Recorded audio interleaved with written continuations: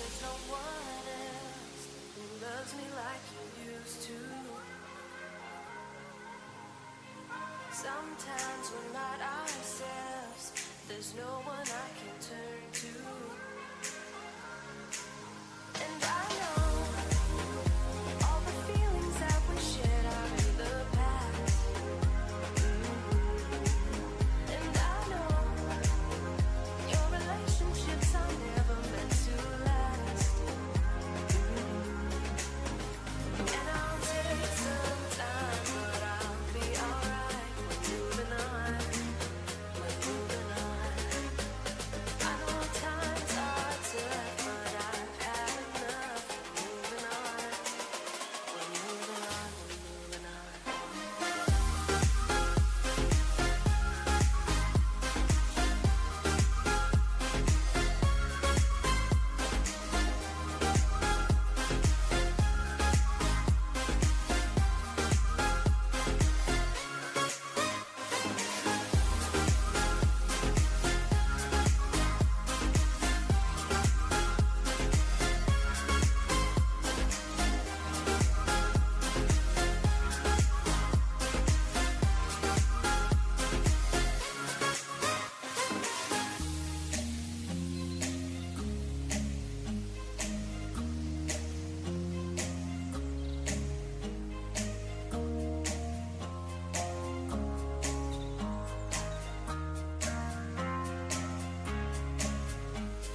Sometimes there's no one else who loves me like you used to.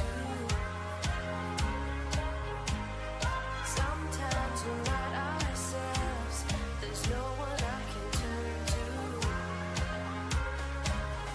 And I'll take some time, but I'll be alright. We're moving on, we're moving on. I know times are tough, but I've had enough. We're moving on, we're moving on, we're moving on.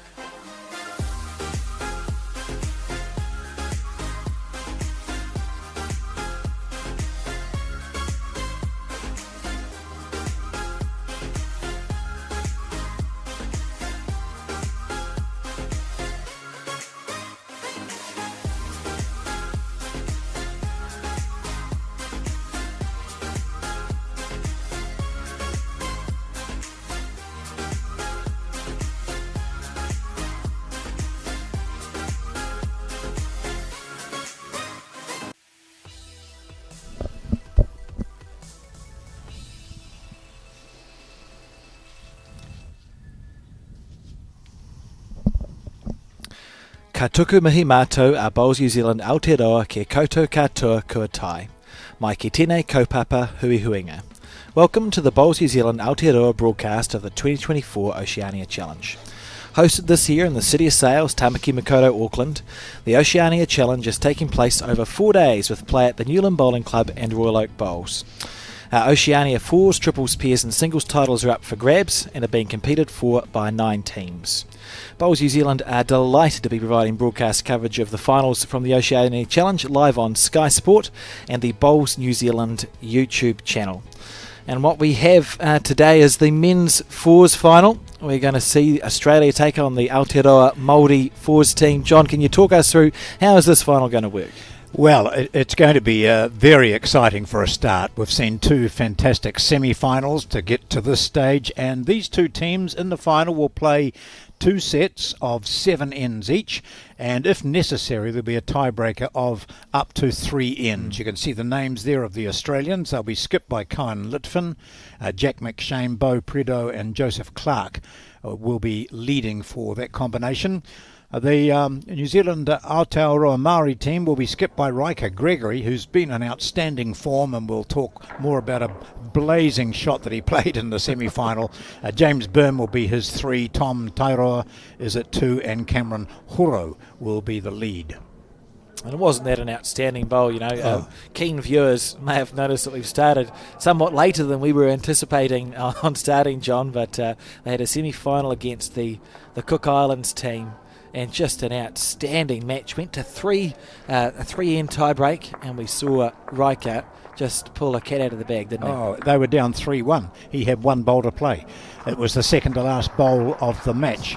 And this man here is the one we're talking about with the white-rimmed shades on, which he's worn right throughout. An outstanding bowler from the time he was growing up in the Horowhenua part of New Zealand. He was one down, I think, or maybe, yes, one down on the head. They were two down on the board, and he pulled off an amazing... It was just a slightly weighted draw shot which hauled the jack back and gave them three, enough to win. It was remarkable. So if we can see some of that sort of standard here from Riker Gregory, then you'll be in for a treat, ladies and gentlemen. Look, I think they're absolutely one of the teams to beat here, the Aotearoa Māori team. Riker and his three players are very well known. And the Aussies too here, you know, we talk about raw ability, John. You were having a chat to the Australian team earlier. You told me two of them teenagers won the Australian Open pairs earlier this year. Imagine that. And the strength and depth of Australian bowls. We've got two players here in this Australian development team, basically. They are Jack McShane and Joseph Clark, two 19-year-olds. They won the Australian Open pairs title, which is extraordinary. And yet, as we know, with the depth of Australian bowls, winning a national title doesn't suddenly thrust you into the Australian team. Yeah. They're in the development team. And gosh, you know, so you just know what sort of quality we're getting from them. So in the background there with the moustaches, Bo Prideaux, who'll play at number 2. He's 30 years of age, and I said to him, how long have you been playing bowls, Bo? And he said, 17 years. So when he started, his teammate was 2. Yeah. And there on the left there is Joseph Clark, who'll be the lead from St John's Park in New South Wales. He was one of the pair that won the Australian Open. And of course we picked up on the second trial end, John, so we thought they were playing the first trial end earlier. The game started, and it started with a toucher by the look, so what a beginning.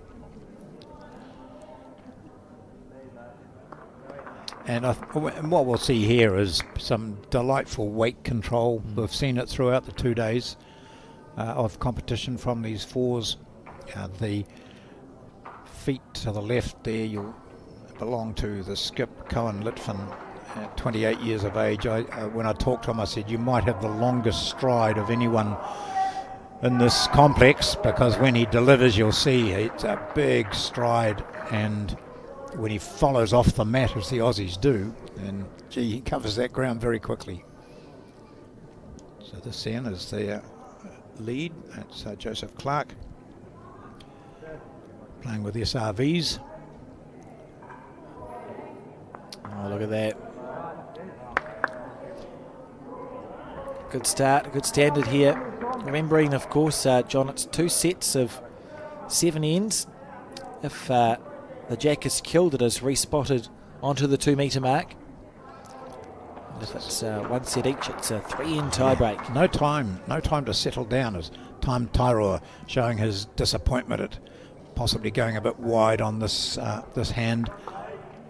So they're playing on a different rink to what they did previously, of course, and each rink is a bit different, but still fine weight here, nothing short.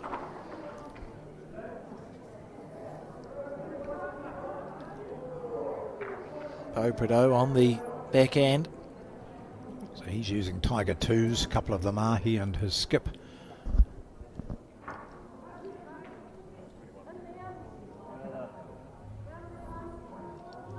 Bit of a Kiwi connection too here. There's Bo Prideaux.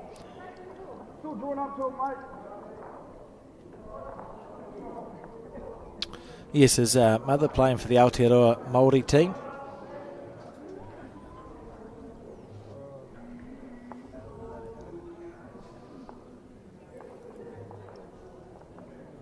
Tom steering after this one. It's a nice bowl. He's been an outstanding bowler, hasn't he, Tom Tairoa, out of the South Canterbury area.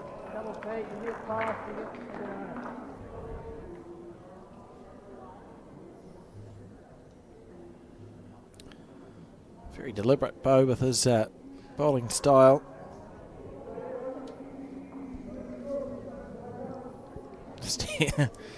I love the intensity that we're seeing here from the players already, John, on end one. Look at that. Look at that. Oh, gee.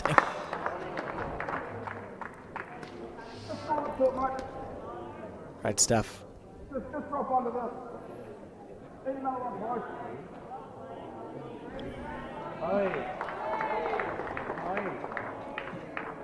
So on the next rink is the Aotearoa New Zealand women's team, Yes. also playing Australia. And that women's team have been fantastic. They've gone through unbeaten, and they had a tight match too against Cook Islands earlier today. There we see a couple of the members of that team who've been very, very impressive throughout. And may I just say, what a magnificent hat Yeah. Galen is wearing. Oh, that's right. Gosh, yeah. Galen Kanawa, who was on the right with that hat on, and Lisa White. Both familiar players on our bowls coverage. This here is Joseph Clark. This is Jack McShane, who was with Clark, a winner of the Australian Open Peers. Plays out of Maryland's. Plays with Taylor Aces. So that's good to see that at least 4 of the bowls are orange, which belong to the same team. That's helpful.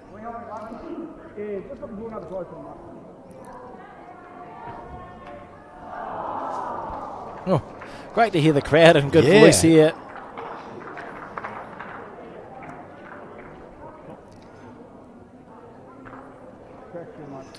It's a sort of atmosphere here, Alex, that if you were able to whip in and put in a mini grandstand down halfway down the green, you'd have a really good compact crowd, and it'd be noisy as.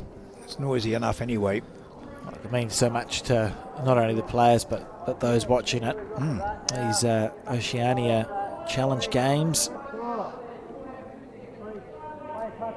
Cohen just indicating the weight that he would like Jack to play that bowl with.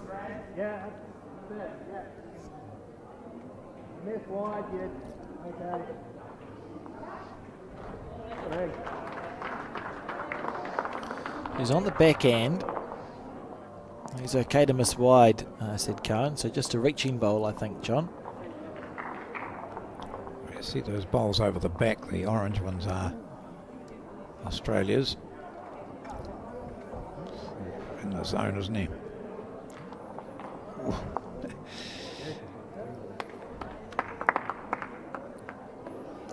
Makes his way back up to the play. It's interesting. We'll see if we see this through the rest of the final. See, after the that went well. After the players have played their bowls, they're making their way up to the head, aren't they? Yep. Leading their bowl up to the head. So sort of it builds on the skip's end.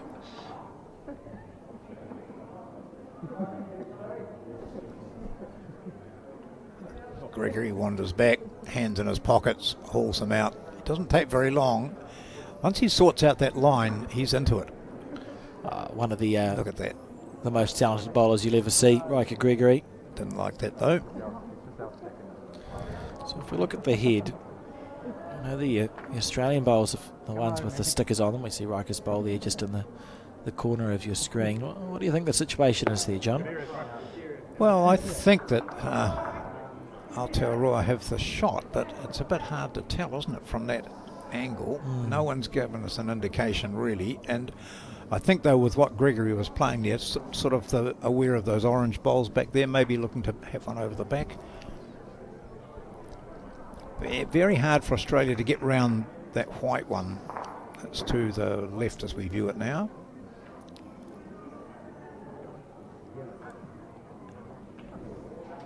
There'll be a lot of deliberation. Yeah, I mean, they are such good bowlers. These, it's the first end.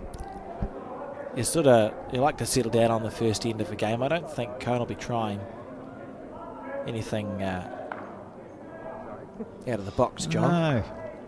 See, those front 3 are all jammed together, aren't they? So even if one just sat down, Yeah. you could just play a bit over on the forehand. Yeah. There's my first run call for the Yeah, night on the that's right. backhand, Khan. Yeah, it's not bad.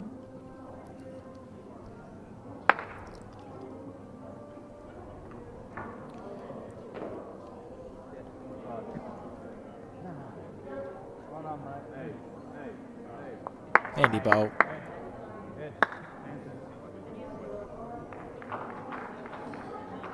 Why don't we stay here, bro?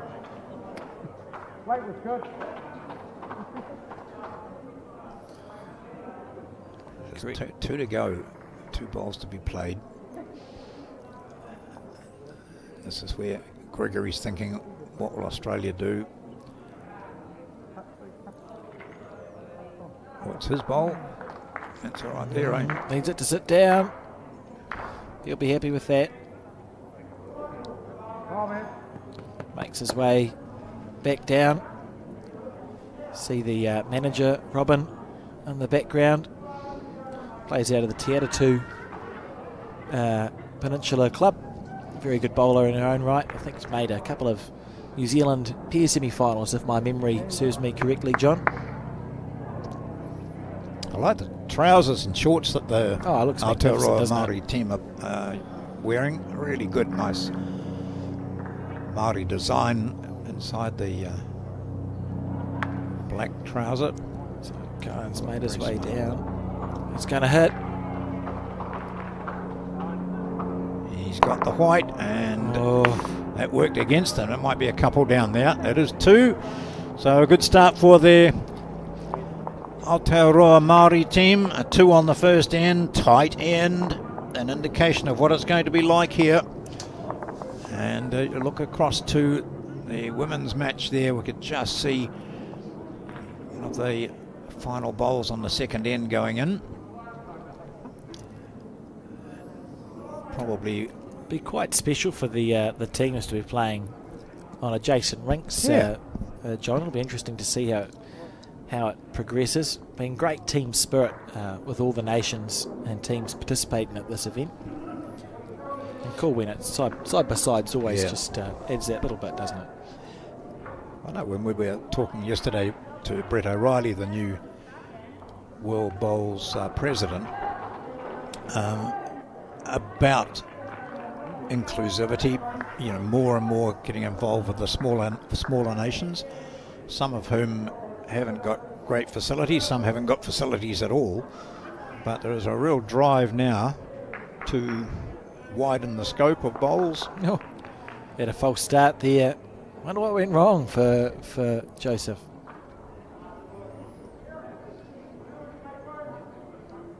I don't think it was anyone on the other rink bowling, because they're bowling in the same direction. Here we go.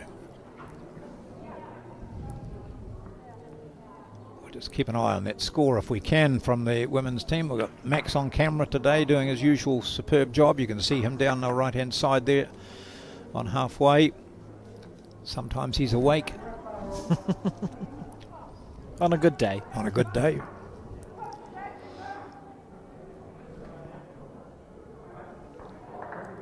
Cameron Horo, just a young man, but he's been very impressive and won a few titles out of the Taranaki region, the Rahotu Club. Taranaki well represented here, not just in New Zealand combinations either. We've seen in that Cook Islands match, the semi-final of which was completed only a matter of moments ago, a few minutes ago. So, Aidan Zitterstein from Taranaki was involved in that for the Cook Islands team. It's a top-notch bowl, lovely correction. Tom Taira holds a South Canterbury Gold Stars, won their centre singles, I think, on more than one occasion. Was maybe his last year. I think he should be maybe 26 years old at the Burnside singles, so I recall him playing in that. But one of that group of young New Zealanders who've been sort of coming through the ranks and has an opportunity here to represent the Aotearoa Māori team.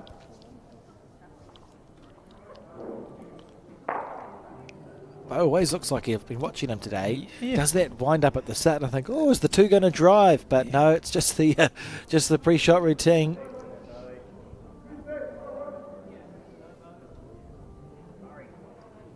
Beautiful line.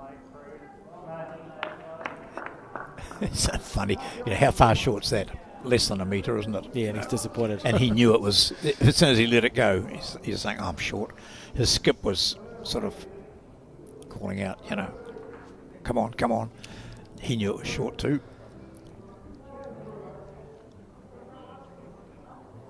Tom steering after this one.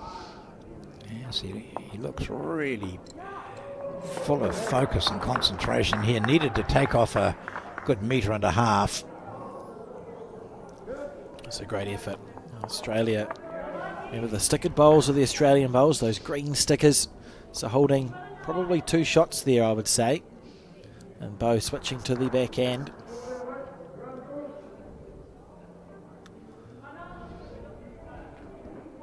And marches after it. Sometimes see the players break into a run about now because they're meant to be down there before the bowl finishes. That's exceptional nice stuff. Yep. What a beautiful bowl, and those 2 short bowls that sit at 12 and 1 to the head will be an absolute pain for the Aotearoa team, because ordinarily you would think, well, we're 2 down but we can attack this. Yep. There's just bowls in the way. Yep.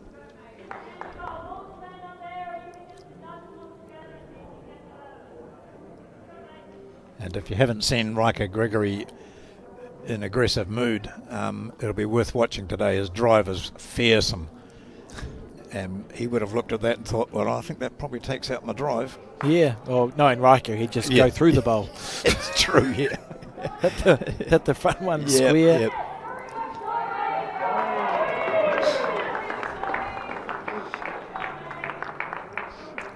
Women's game, bringing up a lot of excitement. Again, same combination. It's Aotearoa Māori against Australia.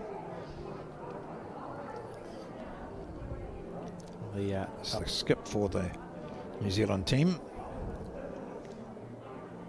So their combination is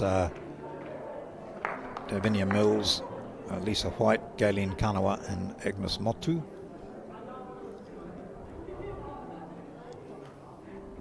Very good team, 2 very good fours teams the Aotearoa team has produced for us at this Oceania Challenge.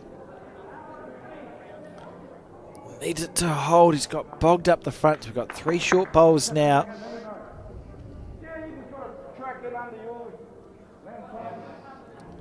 It's essentially a commitment to drawing the shot now from the Aotearoa team if you're not going to attack with your 3. Beautiful delivery there.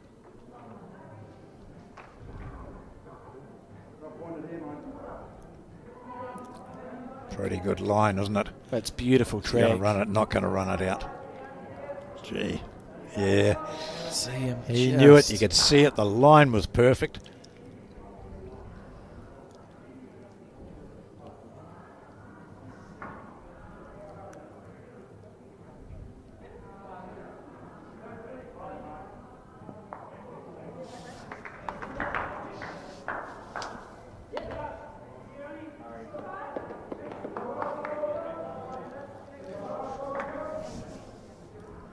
Short again too, isn't it? That's a little wee block. So he's cleared it. Oh, he has too. Oh. I thought he was going to get hooked up on that. So it's 3 shots.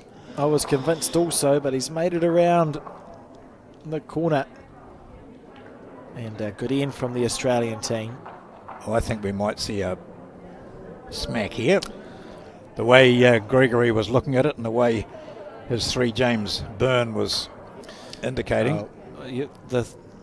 James's last bowl has locked that orange bowl at 11 o'clock into what we call a plant. So Riker, if he can hit that orange bowl at 11, things are going to move here. Yep, and he can. He got the wide one. He took all his own. 1 bowl wide. Yep. Oh dear.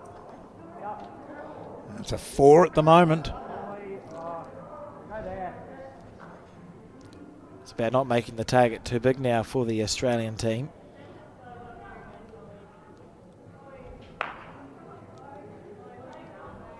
Riker, that 1 bowl wide. Goodness. And he's standing down there looking.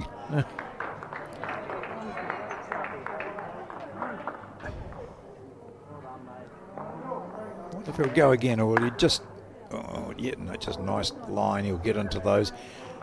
hit that closest orange one, knock the green out and stay. If he gets inside that white one, he's not going to though. Oh, that's a wide miss by Riker Gregory. Yeah, he'll be disappointed with that after scoring a 2 on the first end. To leave a reasonably open head, you know, the Australian team were able to get those bowls sort of protected. It was thanks to Bo, really, didn't he? He trailed the jack behind those short bowls. And oh, now if he can sit these 2 blue ones down here, what does that do? it's a good question. It could be a 6 if he plays this to perfection. Oh, just draw another one in there. That'll do you. Fair enough. Yeah. Why take 6 when 5's easy? Great stuff. You see the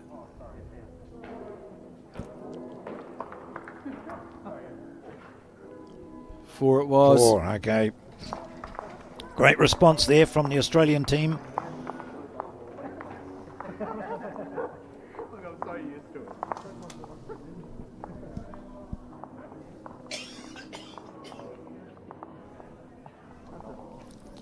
And 4-2 the score as we enter the third end of 7 in this first set. 2 sets of 7 ends, of course, and a 3-end tiebreak, and we've seen a few of those. I know we've already spoken about it, John, but I mean, how good was that tiebreak to get over the Cook Islands in the semi-final from the Aotearoa Māori team? So 1 set each, and they were both tight sets. The Cook Islands combination were really on fire, and they had set it up on the third end of the tiebreaker, holding a 2-shot advantage on the board, and I'm sure they were holding shot. They were, Yeah. And Riker Gregory played an absolute bomb. A draw, just slightly over draw, and played it perfectly. Everyone within this area here applauded the shot. And then there was about a 5-minute wait, I think, until the Cook Islands skip replied, and he was just slightly wide and couldn't make any change to it, and so the Aotearoa Māori team were victorious, and here we see them now playing in this final against the Australian development team. Certainly, it's the sort of bowl that gives you confidence, I think, going forward. You know, if you can make that happen, you can make anything happen. Essentially walked on water with the bowl, John. Yep. A large crowd as well was gathered. It was right at the pointy end of a couple of the semi-finals. We saw yesterday in the final of the men's singles this great ability by Jack Lewis to be drawing consistently. He just had a slight edge over Aidan Takarua, didn't he, in that match? Although it was only one superb bowl in the first set that won it for the Australian. Yeah. But throughout, and we're seeing it here, just watching the 2 leads going. Joseph Clark, both his weight is perfect on both occasions. And now we're just watching a correction, a very good correction too, Nice from bowl. Cameron Horo. Just it's an enjoyable game of 4s to watch, to be honest, John. You know, it's played like it should be. Everyone's been effective. Pro just a false start there. Let's get the arm limbered up.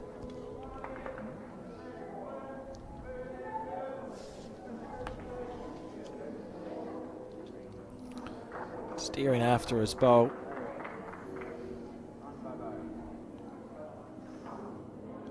Beautiful line.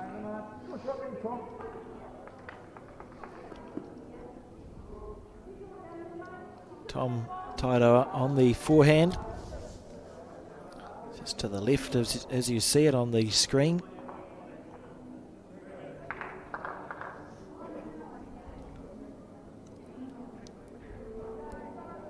He looks a bit tense, doesn't he, Tom? It might well be the way he looks all the time, but Yeah. yeah. I watched him play a little bit of bowls. Yeah. And that's essentially the look you get. look. Yep.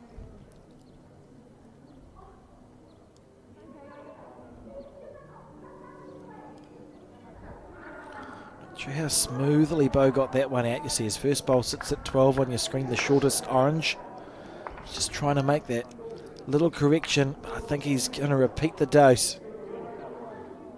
Oh, just short of not even a gallop, John. No.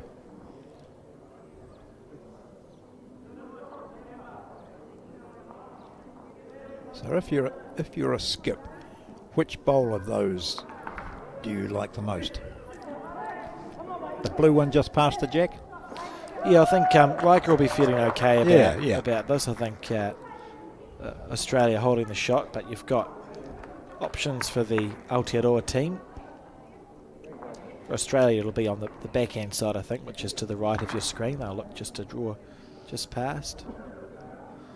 And Aidan and Tom sharing a moment.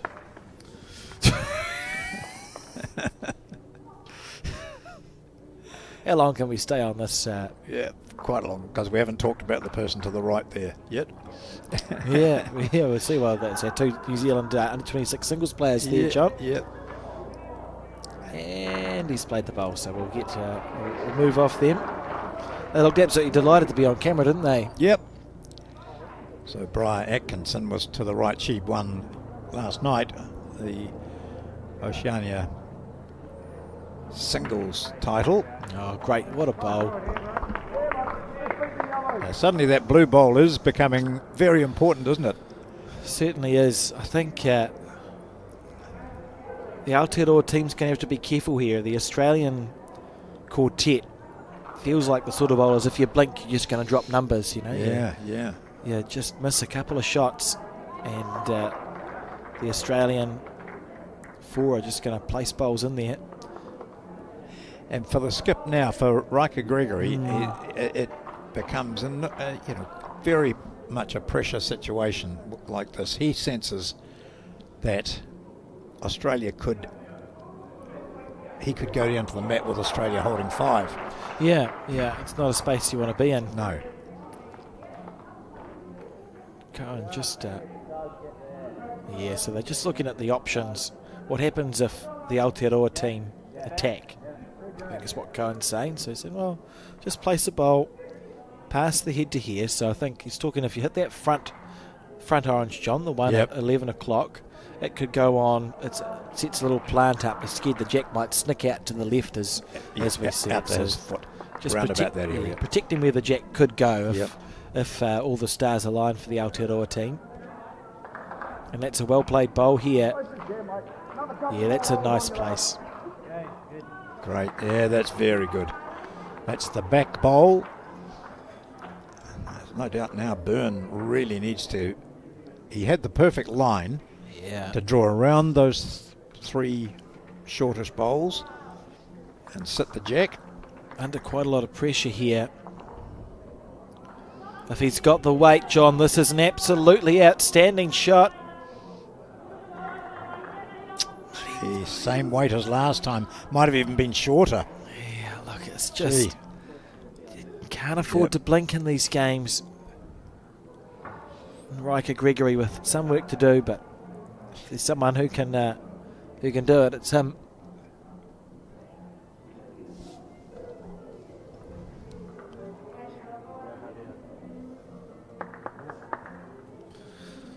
Interesting to see what Cohen opts to play here, because we talk about try not to make the target any bigger. And Australia scored a 4 on the second end, so they lead by 2. Holding probably a 3 here, John. You don't want to make a target for Riker to hit, so I expect to see Cohen on the backhand. So you're not going to make anything easier to hit if you play the backhand side. Yeah, particularly if you go as wide as that. Yeah. It's covering all bases, really. You talk about it not making it worse. Essentially, Riker has to dead draw this to get the shot. And he can too.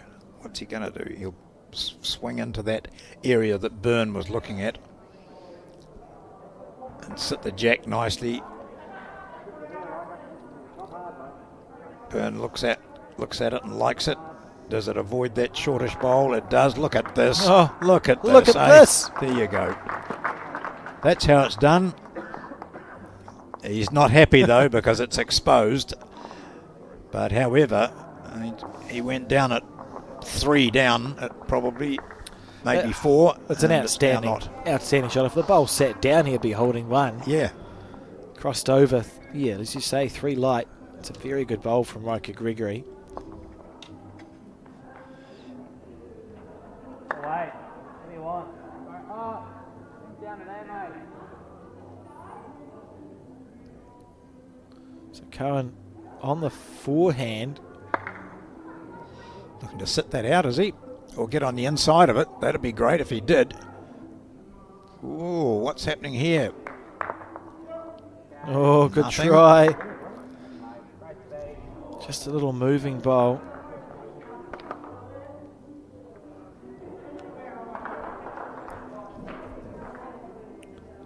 The temptation is not to try too hard here. If he's holding shot, I'm not sure. Oh, that angle there looks like Australia's holding 1.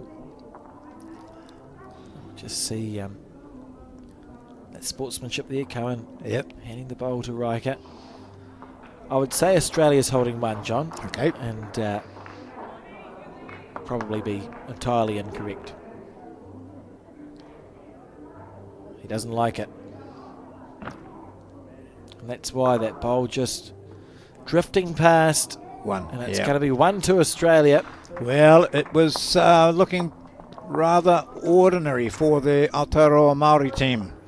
They were down 3 at least when Gregory played his first. He's still kicking himself about his second shot. And the score moves to 5-2. So we see the crowd watching on. There's the other 26 New Zealand women's team just leaning over the banister here at Royal Oak Bowls. No bags to be left on the deck or stairs, John. Yeah, that's right. So Ashley Jeffcoat was leading for that team. There was Rebecca Jolfs and Olivia Manser, Natasha Russell.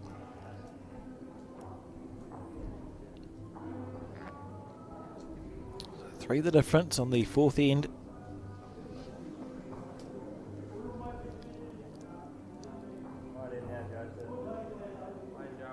And it looks like 3 ends played in the women's match, and Aotearoa Māori leading Australia 5-0. Can you read it from here? Nope. You can't? Okay. I'm sure we can find out, John. Yeah.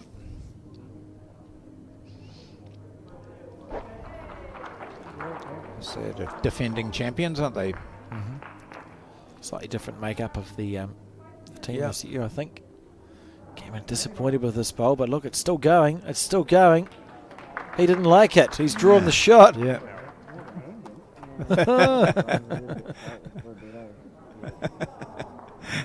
What a bowl. Now he's got to think, oh, I was going to make a correction. Now do I got to get that out of my head? Oh, you never question it. So you're telling me, John, you had a chat to the Australians. They play a lot of bowls, don't they? Unbelievable. This lead here, Joseph Clark, 19 years of age, played a lot of sport. He said, I can't play any other sport now because I'm pretty much full-time playing bowls. He said, I haven't been home for about 6 weeks or so. So I said, what sort of, have you got a job? And he said, oh yeah, I'm employed at my bowling club, as they all are. So he's at St John's Park in New South Wales.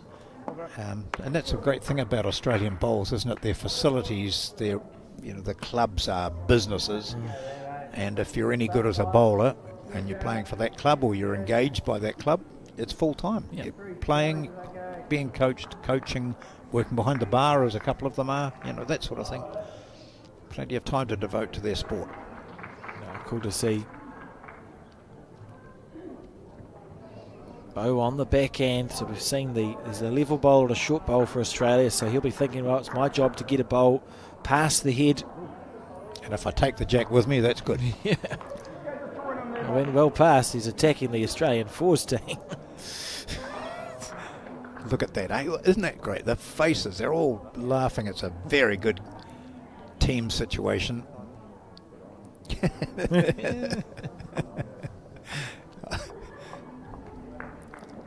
Fantastic. We're seeing that a lot at this event. Well, all events, really, to be fair, John. Bowls is one of those games, isn't it, where you do get that team spirit running through, and there's often you get running jokes in tournaments. Yes. That happen, regardless at what level. You know, your clubs can sometimes have a running joke with a player. All part of it.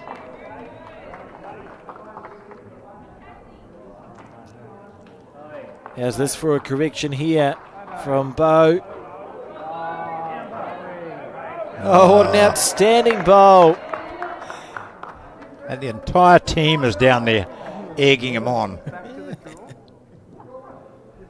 That'd be frowned upon at most clubs in New Zealand. You stay down here until you're bowled. It's a bit different. So Tyrone, he changed his hand. On the backhand. No, he's still on the backhand. Oh. He's disappointed there. You see in the background the man whose turn it is next. A bit of work to do.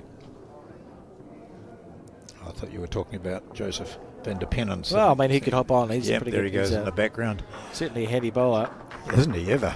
He had a magnificent national singles and pairs in Christchurch Yep. at the start of this year.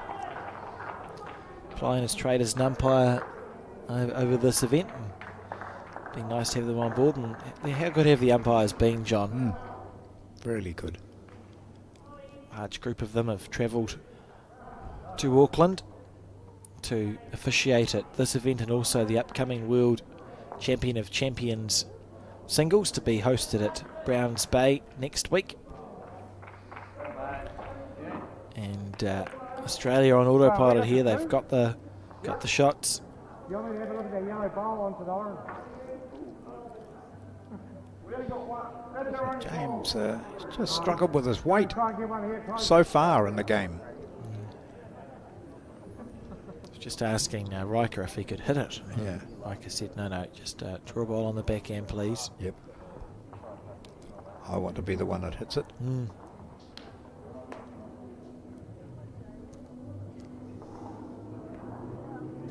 Oh, he's short again, isn't he?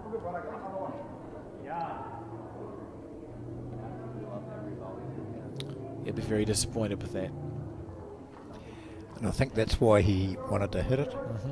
Yeah, sometimes you you're know right, that eh? last end he was too short, 2 bowls was short, and just to get one in there so you can do some damage is quite therapeutic. I'm not drawing it well, so can I have a go at this? To be fair, we sometimes see it as it's almost like a reset button, isn't it, John? Yeah. Because you wind up. Ironically, he's actually blocked the shot he asked to play. Yeah, So yeah. he'll just get down on his backhand here, make the correction. Yep. Under a lot of pressure here. Because you can't, as a skip, good as Riker Gregory is, you cannot keep on saving situations. It's just impossible. This is much better. This is better from Byrne. Sit this shot. Great. Yeah. Oh, good unlucky. bowl. That's a good shot. He'll feel better for that, though.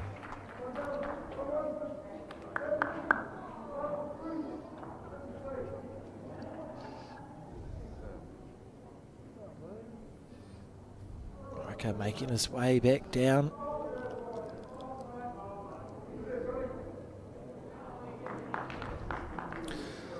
So Australia holding one on the crossover. Cohen will probably be on the backhand, drawing to that bowl at 6 o'clock. That's a couple of feet past the jack. And Riker has a similar bowl to play, John. I can't really see any other shots. Cohen absolutely disgusted with that shot. Turns his back early. Takes refuge on the bank. Go on the backhand.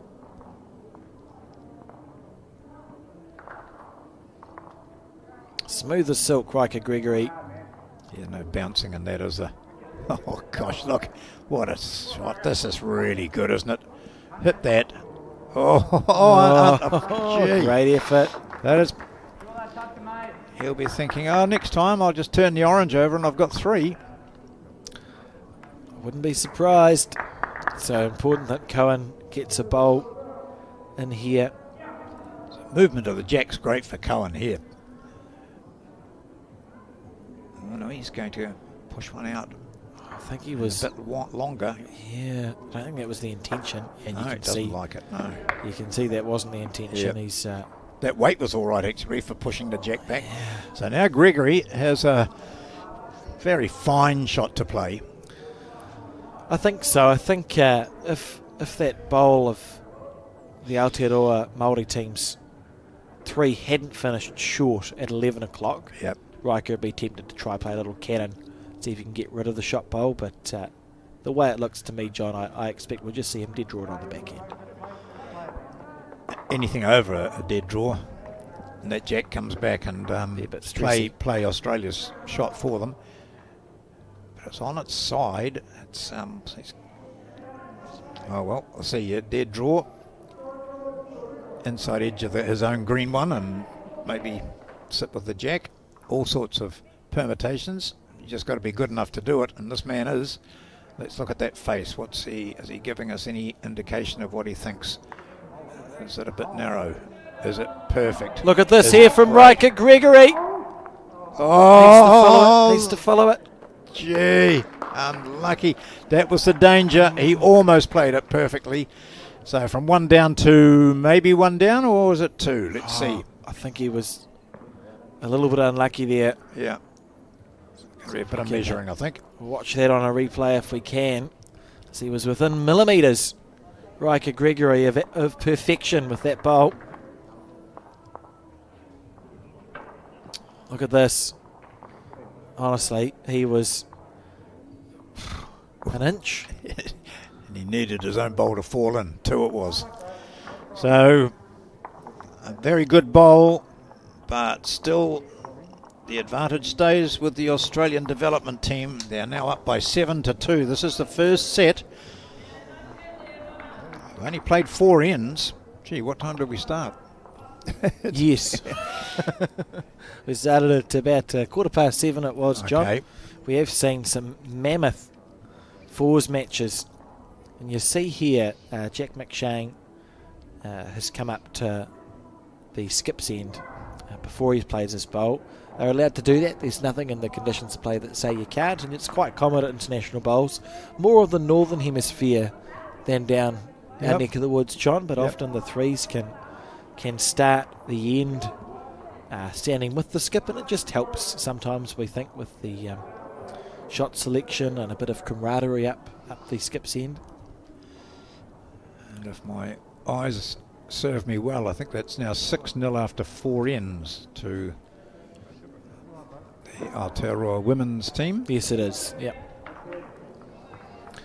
Just realised before when you were asking me, John, you were looking out the window, whereas I was looking at the screens thinking, well, how's John been able to read the score?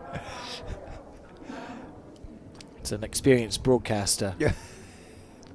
Cheat where you can. Beautiful green, nicely in there. Now Cameron Horo.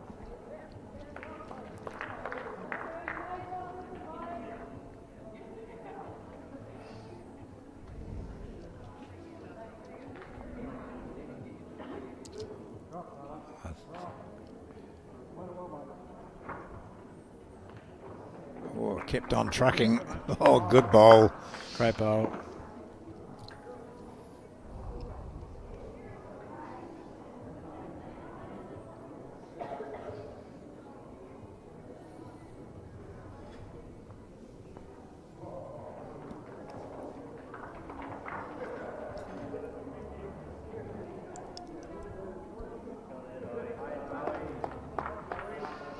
Pretty good response too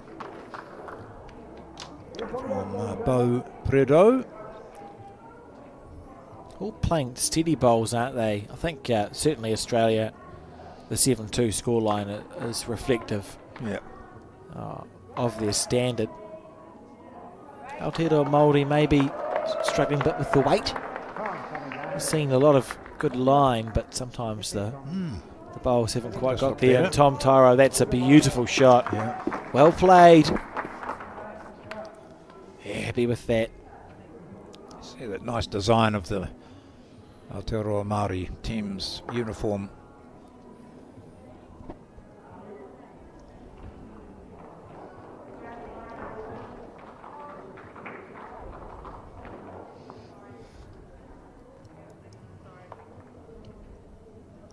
Bo's stalking after this one on the back end. Yeah. Pretty good line, isn't it? Oh, wrong half, but a good shot.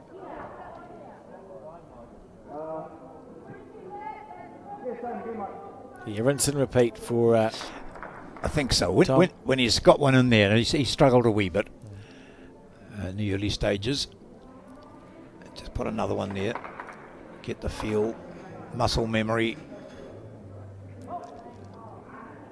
I think he quite likes this one too, doesn't he?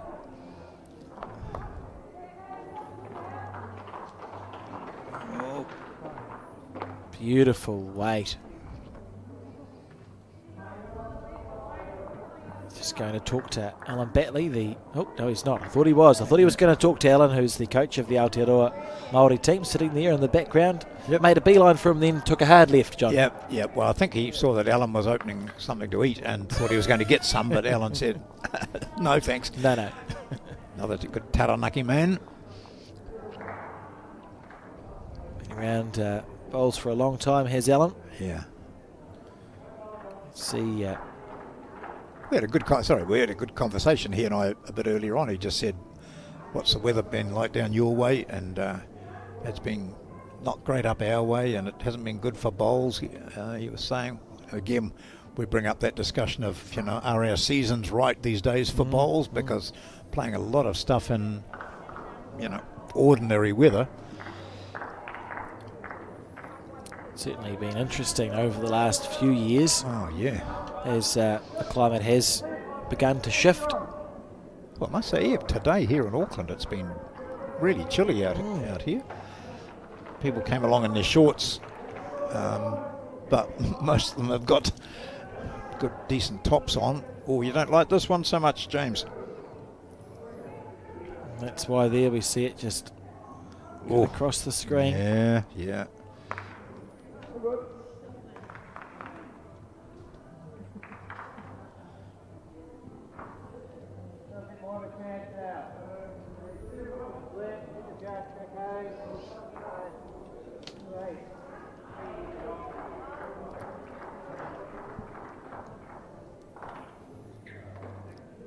Winner of the Australian Open Pairs this year. It's one of the biggest pairs competitions in the world. Yeah, 2 19-year-olds won it. Unbelievable. Yeah. Here we go. Oh. Through the gap. Hold on, Bo. Come to the back. Just come to the tee first. He gave it every chance in the world. You can see just a little shake of the head.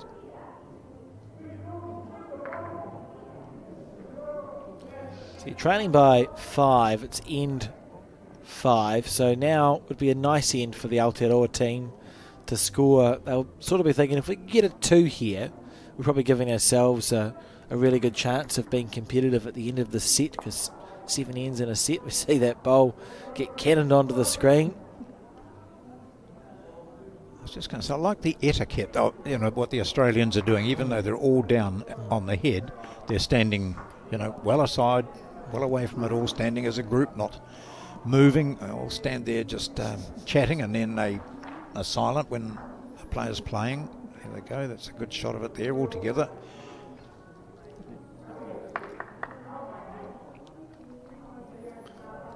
He's going to attack this. Cohen on the... Needs it to hold. Got it. Oh, He's chipped one out. clean as. Wow. Got the tee now, mate. You hold it too. Yeah, bro. Jack moving that way. Good. Put Hardy called the shot, and Gregory was away with it. Dressed for bowls.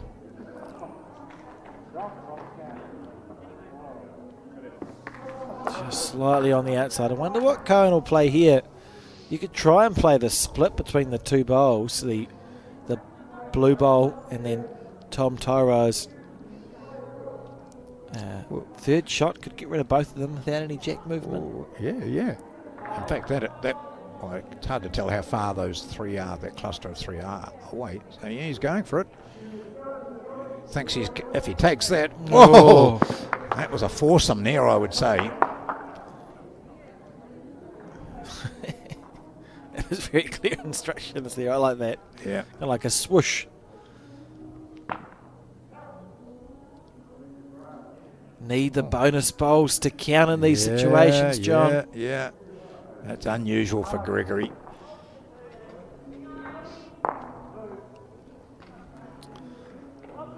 See, I mean, that's the most body language you're going to get. He looks the tiniest bit front. I saw him shake his head, John. But would have expected to make that bonus bowl count. So it was anyway, and the score 4-7.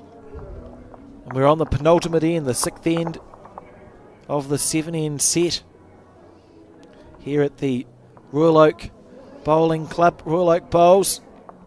Magnificent facility here, John. We've had some late nights, and because it's a covered facility with lights, it's allowed us to actually play into the evening. It's a fantastic facility here. The jack has been delivered. And you can see there, Wow. this angle, very short jack. That must be on purpose. So a change of strategy here from the Aotearoa Māori team. Well, it's then it's up to the lead to put one close, isn't it? You've delivered the jack. And Cameron Horo played a couple of good bowls in the previous end.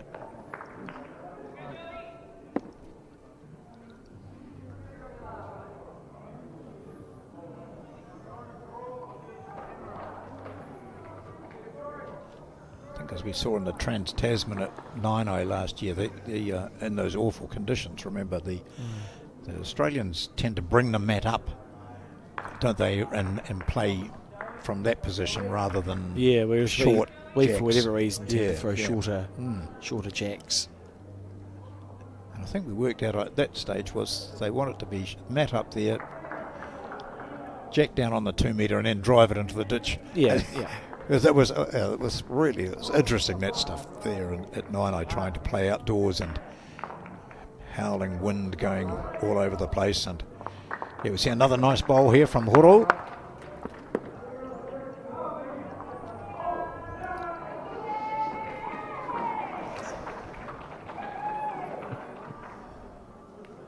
Just have to cut away from that nice ground level shot because Riker Gregory's on. Not helping. Yeah, standing right in front of the camera.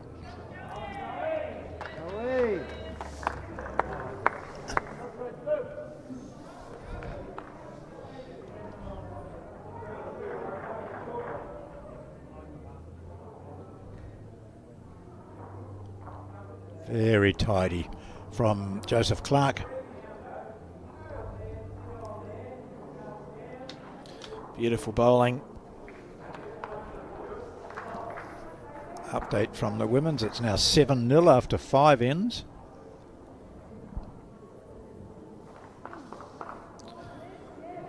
That team of Agnes Motu. Oh, interesting Lavinia call Mills, here. Galen Kanoa and Lisa White. Look, Sorry, mate. Sorry. Yeah. Yeah. Well, we're both talking over each other. There was just some cleverness.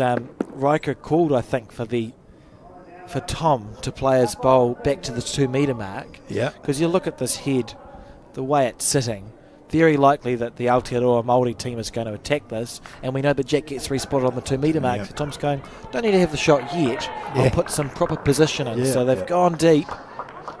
And what that does too is, rather than Australia drawing another shot, they use a bowl to get down there and cover. Well, here's the decision. We've got 2 bowls near the 2 metre. Do you let Tom have a go at it? No. I think Riker was considering that option, yeah. John. Well, all his players can play every shot.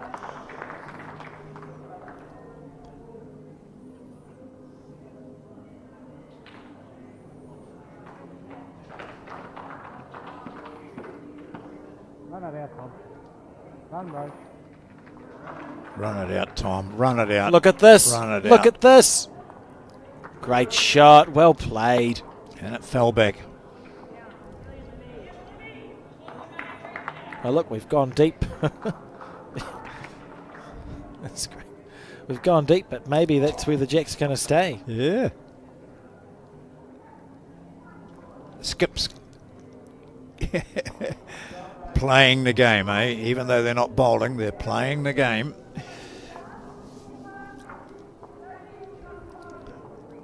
What do I think my opponent will do? What's he planning? Prideaux.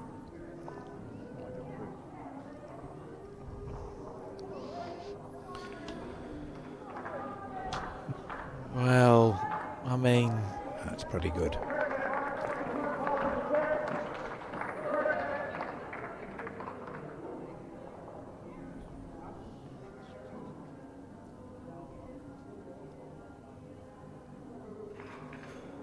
Here we go. Here's the first sign of aggression. oh, what pinged a it. bowl! So at least, well, it's possibly one to Australia here. We'll see where the 2 metre is, or is it Tom Tyro's closest? Look, that's an execution. Yeah. That's outstanding. What a bowl! For a man who'd been struggling a bit and wanting to have a go earlier in the previous end, from James Byrne, he pulls one out of the box, smacks it. We'll Looking better now. He's just feeling a bit more comfortable. look forward to. Can't wait to get on the mat with us next. Yeah. Well, sometimes that's it, eh? And you just have that time to get a bit freed up. And you'd look at this head now and think, goodness, there's a lot of very short bowls. Not bad. Great shot, mate. Lovely bowl. Yeah. Oof. That's the one to beat, bro. Right on the tee. Here we go. You've just played a full-blooded drive. Back to the draw.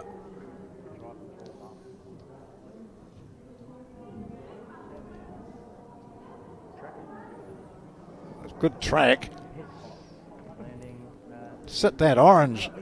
Oh, what a you'll bowl! take What a shot! Yep. Forget the rest. That's the best. Good stuff from James Byrne. Trying to keep the Aotearoa Māori team in contention. Are they both the same? White's the ball in front.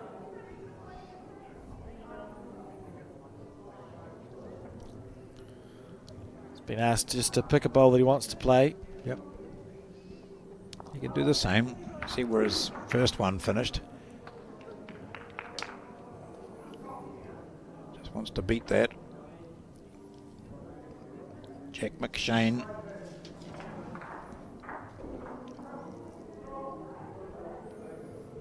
Oh, he's not far away here, John.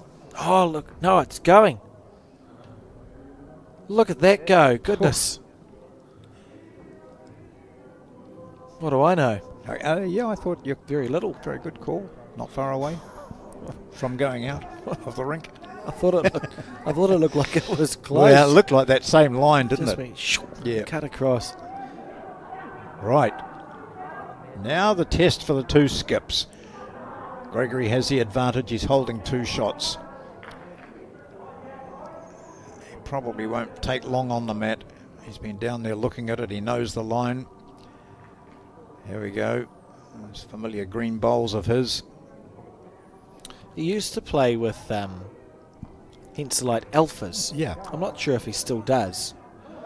But he was He one wa- of... Few people that played with them, eh? Yeah, I mean, Riker could probably kick a rock close to a jack if he needed to. Yeah. And they're not Alphas, those are Taylors. But he played with Henselite Alphas for a very long time, and he played well with them. I think he may have made a National Fours final playing with the Henselite Alphas. Yeah, he did. They were renowned as a bowl that Yep. was hard to manage, and he just made it look so easy. The team's all staring at that bowl of Gregory's to see if it's going to topple in. Might help them if it does.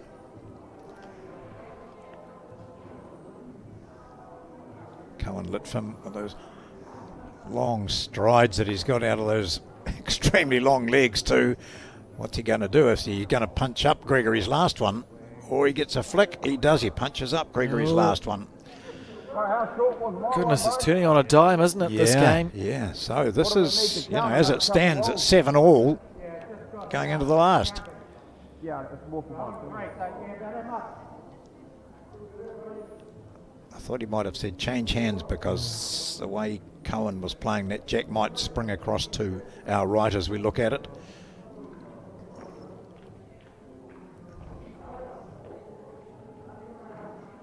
Oh, it's finishing well. It's finishing well. How's the weight? Oh, he'll be disappointed with that. Oh, yeah, he will be too, because it just is another option there for the Australians. Interesting. So this is a huge end, really. You know, the Aotearoa team holding 3, so it would level it up. If they can hold on to this, they're going to be all square going into the last end. It certainly didn't look like that was going to happen No. at the halfway point. But Cohen's got a bowl to... Oh, and he's going to hit that bowl of Gregory's, is he? No. Oh, well. And that's what Gregory was afraid of too. He knew that he'd given him a shoulder to use. Didn't quite, and so it's a 3, and so miraculously we're going into the final end at 7-all. It's exciting. 7 apiece, the Aotearoa team have executed this comeback brilliantly. They dropped a 4 on the second end. Were unconvincing on the third end, but salvaged and just dropped a 1. And from there have really kicked into gear. We saw a well-executed game plan then where they delivered a short end, and Tom Tairoa drew a bowl to the 2 metre mark. The 3 killed it, added a bonus. Now we see a jack delivered to a different length again, John, just a couple of metres up from the 2 metre. No change in the women's score. They're just completing, I think, the 6th end. And it's 7-0. Aotearoa leading.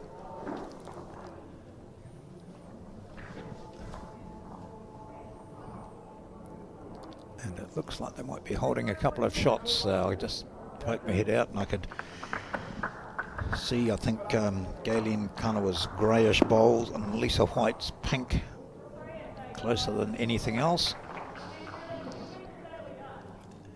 And here we see Joseph Clark now trying to capitalise on that first bowl from Cameron Horo, and does so well. So that's, if you're looking at lead against lead, that's 1-0 to Australia.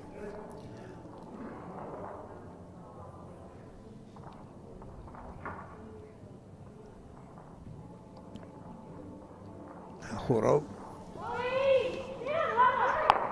looking to sit the jack and bring it back a wee bit. No, he's just overcooking that. Scream of excitement from the women's game. You could just see to the right of your screen a missile being delivered by the Australian skip. And they got a single out of it, 7-1 with 6 ends gone. I suspect there was a lonely Māori Yeah, bowl. good leads. Nice bowling there.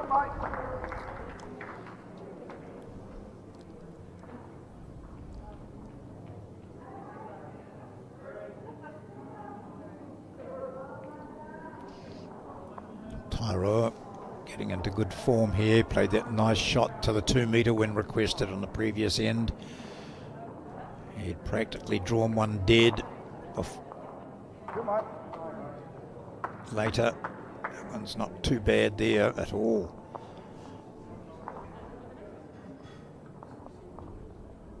Try suck it in there. Well, when Australia were up by 7-2 after 4 ends, it was looking very rosy for them.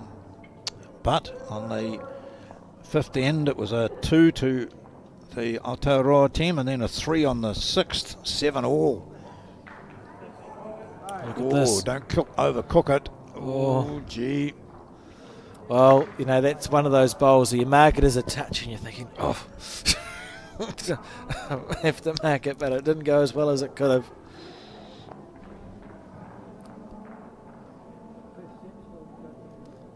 And Aotearoa Māori team looking good here. They've got the position, they've got the shot. Yeah, Riker just said don't try to get too close. So this is about not building those targets that we talk about, John. You don't want to make it easy for the Australian team to recover here.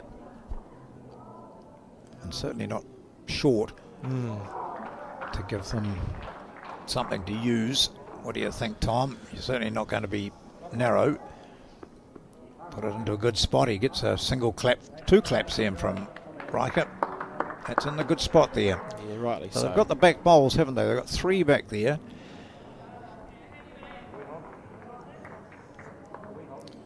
Yeah, he's talked to Alan this time. Very good. Oh, no, he's not talking to Alan. He's just...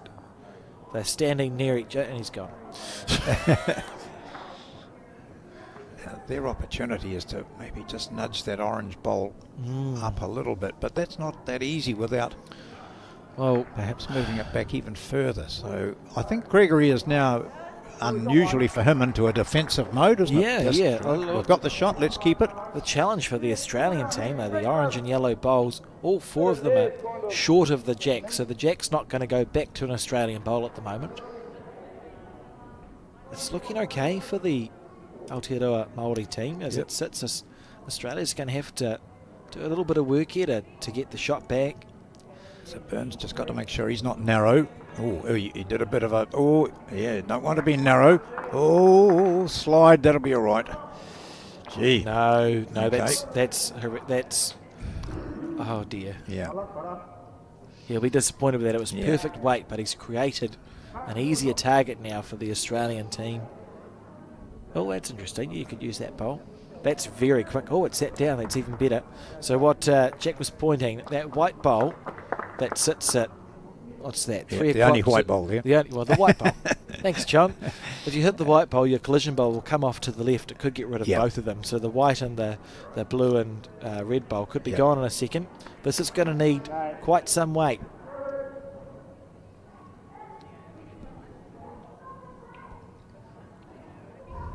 Looking to get rid of them both. 3 seconds.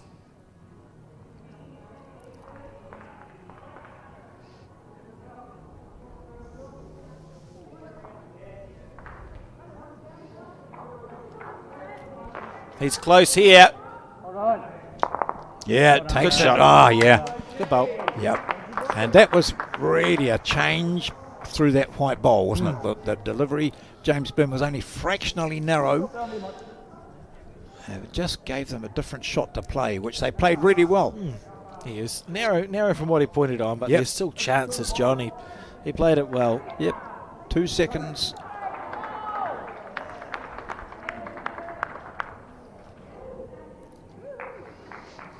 Stephen and Chetty, I wonder what this conversation's going to be about, John.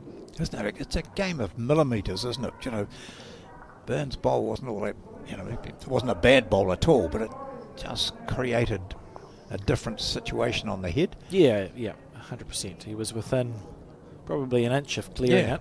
Yep. And instead was, unfortunately for the Aotearoa Māori team, opened the head up, and it meant that Jack had probably 4 options with weight that were good, whereas before he played that bowl, that was not the case.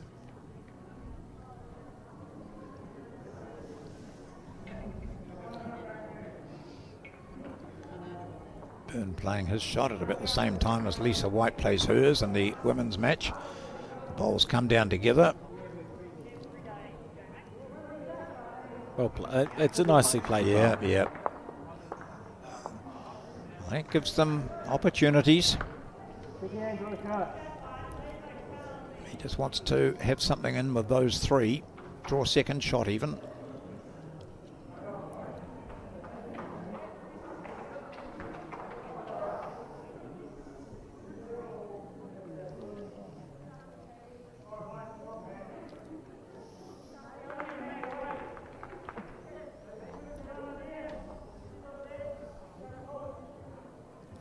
If he can draw a second shot here, it's a beaut. He's really played this well. Yep. Oh. That's 2 really good bowls Yeah. from Jack. Yep, but Gregory won't be worried about those, I don't think. He's capable of smacking them both out. If he hits one, they'll both go. How far is it Certainly between will. the shots and the jack? Enough for a bowl to fit in there. That's about all, isn't it? Yeah, I mean, you'd be unlucky if Riker hits that front orange bowl. Yep. You'd be unlucky for it not to remove the other orange Yes. bowl, John. Yep. And the jack stays there. So what have we got down the back? Can you show us there? It's all New Zealand Should be bowls, all, I think. Oh, he's just going for the draw. Can't be quite on.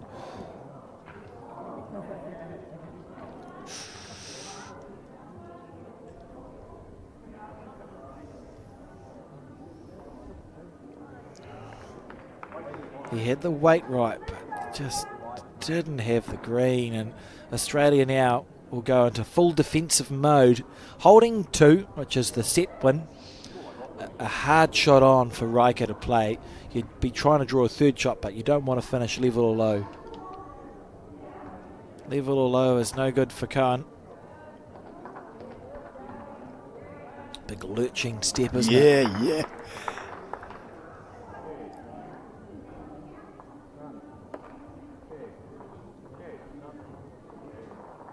Well, it's not in for third shot. Riker already on the mat. Just on the draw, looking to make that correction.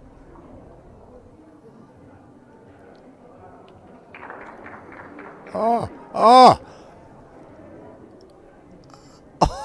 Oh, gosh, what a shot. I look to be all the way. Just slightly short. What a great line. Everything going for it. And so we see the Australian development team take the first set. The first set of 2 by 9-7. Well, it was a very exciting first set, John. As we embark upon the second one, 8-7 win in the first, and we start from scratch. And isn't it fascinating what the set system does for the flow of a game? Our colleague Colin and I were talking earlier today, and it's essentially we're playing a 14-end game that's cut in half. And it is interesting how in the set system the momentum can change. Yes. Because in a normal 14-end game, if you're winning or playing really well and you get to end 8, it's likely to just continue to be that. But in the set system, how often do we see it where you get to the first end of the second set, this end here, and everything feels like it's changed? I don't know why, because it shouldn't have, but it's what happens. It's interesting to hear Brett O'Reilly talking about what is likely to happen at the Commonwealth Games now that they've been changed to Scotland, and the fact that it's going to be mobile rinks basically, aren't they? And they're going to be indoors, and they're going to be sets, and it'll probably only be singles and pairs. Yeah. So that's that'll be interesting. It'll be quite looking forward to that, and to see what, in fact, the reaction is from non-bowlers, to see whether it picks up a bit of interest in the sport. So I'm hoping there's fireworks in the background, John. Yes, right. Would be an ideal situation if it was fireworks. Not John Wick out there. At least it's good. Right, on the forehand. It's interesting. The Commonwealth Games will be fascinating to see. Great job from World Bowls and getting the bowls secured into the Commonwealth Games. We were one of the first sports to be played at the Empire Games as it was, and it would have been a great shame, I think, John, if lawn bowls hadn't made the cut. Maybe the start of something completely different.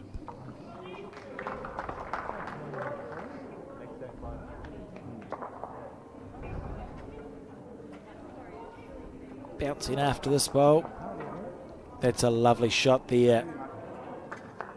Really, he's led really well. I think he is too, yeah. How often have we seen 2 bowls like this in a sort of nice line just past the jack?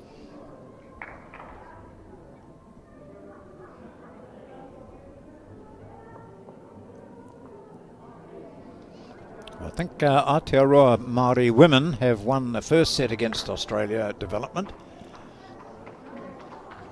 And they're now into the first end of their second set.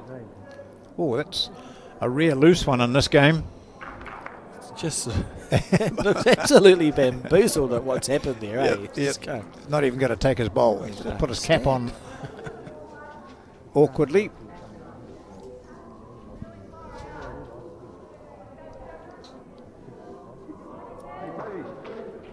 Run it out, bro. And he does. He runs it out. Yeah, crack a ball. Your weight's only that.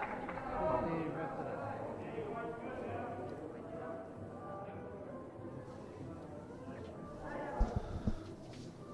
it. Yeah, how's the second go?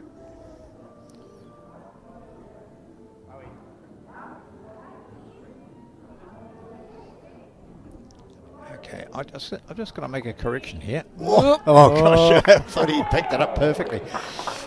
But still, look how narrow he was. That he's bemused by it all. Yeah, I think. I mean, we're getting on the night now. It's 8:30, so the green's cooling down. Yep. We will start to see a change in how the rink plays, and perhaps that's got something to do with it. You know, these players are here because they're good. He'll be playing the bowl in the same place he was. It probably just isn't going where it used to, John.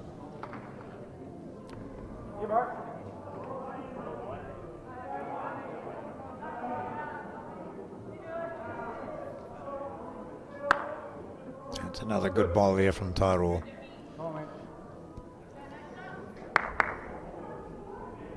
Look at the, both the same weight. So the Aotearoa Māori team holding shot here on the first end of the second set, having dropped the first set by 8-7.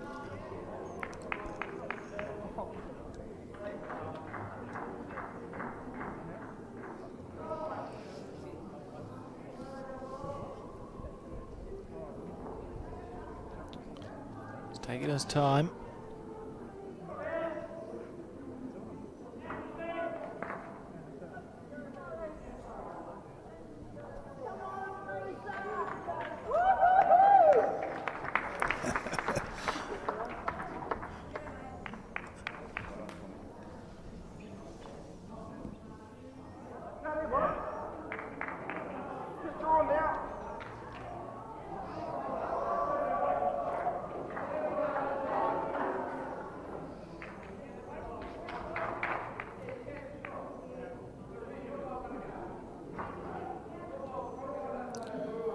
On the backhand. Haven't seen much of that, have we? No, we haven't. And it's, I mean, it's a lovely rank, and that's a very good bowl. Yeah, yep, that's good. I think it's just been the way the heads have fallen, John, that the other hand has been favoured, the other side of the rink has been favoured.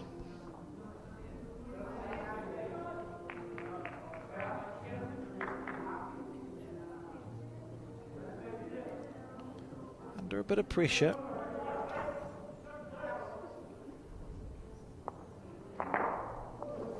Gosh, yeah, it's taking more green out there, all right, isn't it? As it cools down, and look at this. Look at this ball. Oh, how did he find the gap? Goodness gracious.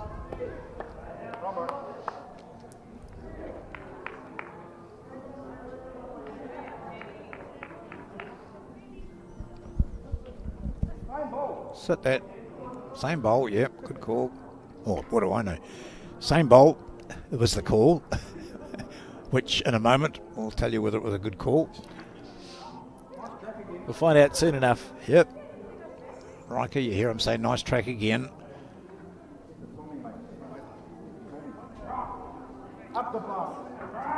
Oh, what a bowl. Great shot. Yeah.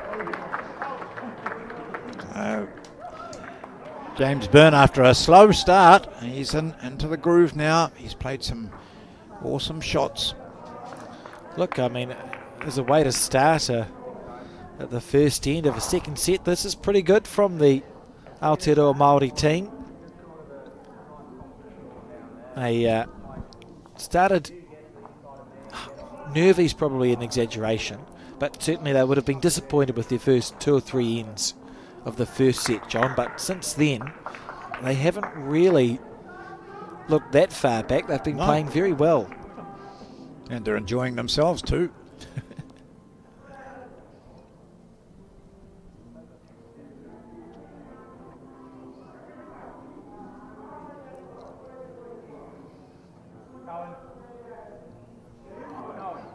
Look at this. Jack. Oh, he sliced it. Oh, gosh. 3 down to 4 down, I think. It's not gone. It's not gone that well. Yeah. The risk of stating the obvious, and they look. You Yeah. can tell. You look Yeah. at the faces. And that was a case of, what, half an inch out. Oh, for sure. He was right in Yeah. the area.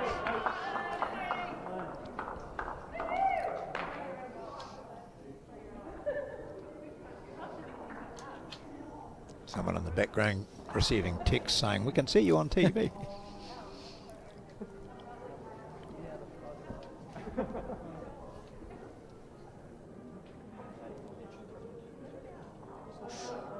Oh, these bowls of Riker, it takes a different line, that's for sure. Oh, look at the weight. The weight's been Yeah, perfect. He's had absolutely. such good touch. Yeah. Well,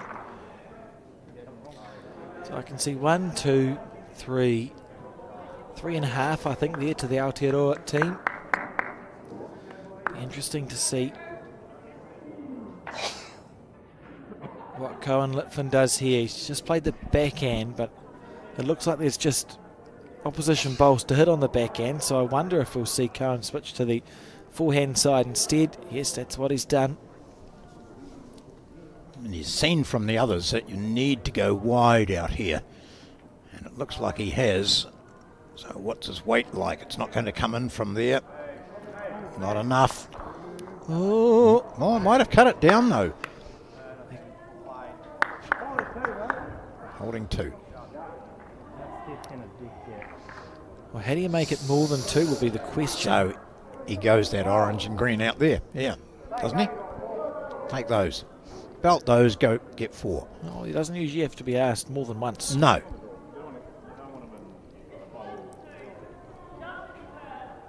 I'll just draw up to it, mate. Yeah.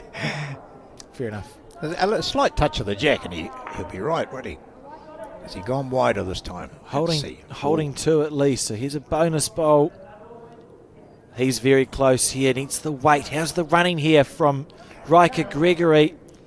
We've seen some bowls just Inside that. dive on those long ends. See. Stays at 2, I think. 2. So a positive start to Aotearoa Māori. 2-0 after the first end.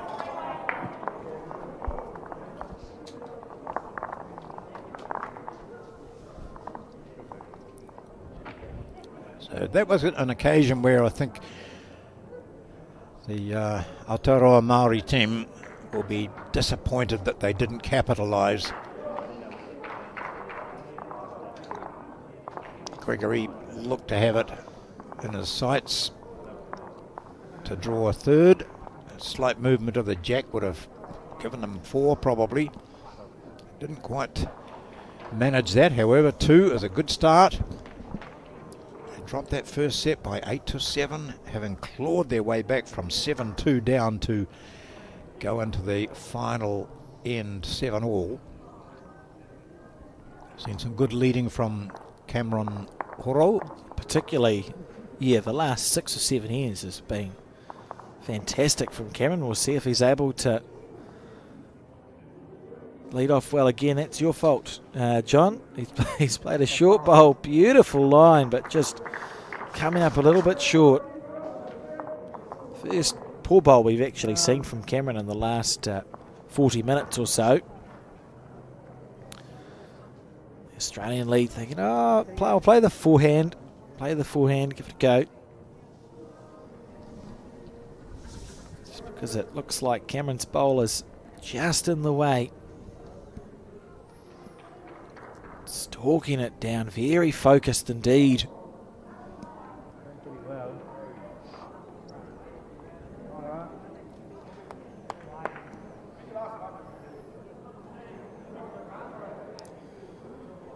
Just disappointed he just stayed out wide. So Cameron now On the march. nope, see there as our camera switcher makes a horrible mistake. Chop it up. Well, that's only one of 3 jobs you're doing, Alex. Oh dear. Here we go. On the forehand.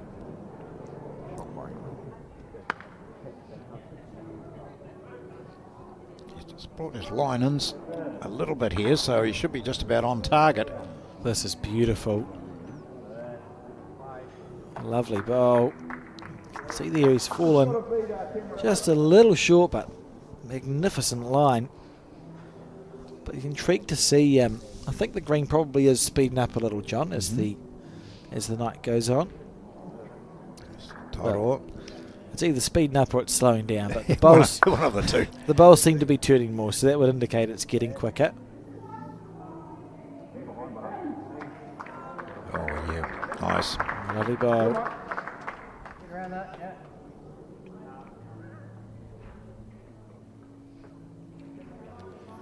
Looking for his green here. Remember coming down that previous end, and he was all at sea. He looked totally bemused about what had happened. He's not going to be a mile away here, though. Move. Move, belly. Right. Look at this. Belly. Oh, that's an outstanding bowl from Beau Prideaux. Set down onto the jack. The toucher as well. Maybe could there be aggression here? Riker just thinking about the different options. Yeah. Have a little look between those 2 bowls. Probably just back to the 2 those kids. Yep, so just when you're finishing up a couple of metres over, push that orange back or take the jack with you. I think this is a very good call here from Riker Gregory. Capable bowler is Tom. Oh, he's got the jack, hasn't he? Oh, no, that'll do you. That'll do you. Yep, good shot. Oh, pretty to watch. Just ducked away at the end, but lovely weight, John. That's a pretty good outcome too.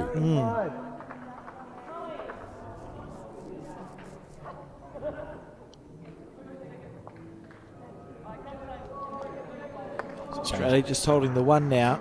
Yeah.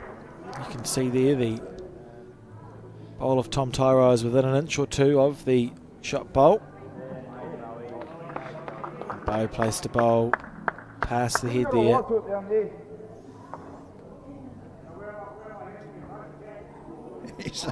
You can see what can happen here, eh? Well, that orange ball will get sprung back. It's looking a little lonely.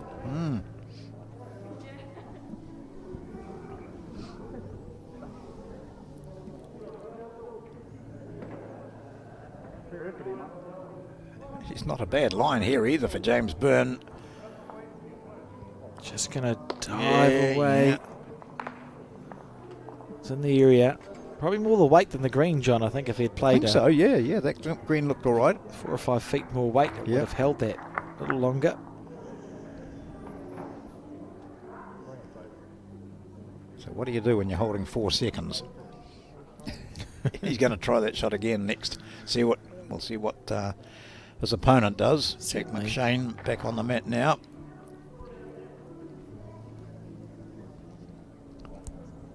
On his forehand by the looks.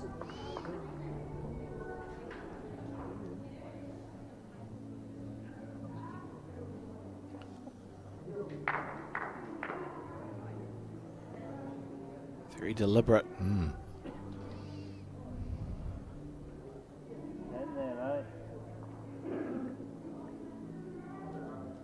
Look at it duck now. Whoa, look at that. What a bowl. Hey, great bowl. It is an Gee. absolutely outstanding shot, and the crowd should have clapped more. That was he's got 2 touches, John. Yep. Must be distracted watching something else. The crowd. That's fantastic bowl. Decisions now. I was tempting to attack it. Like you spoke about Tom's bowl. You hit Tom's bowl. Yep. That bowl that sits at 1 o'clock to the jack. Both the oranges go. We've already seen one successful drive. Probably just need to set it up for me, bro. No, good call. I think I need something in here. Give me a chance or... Yeah.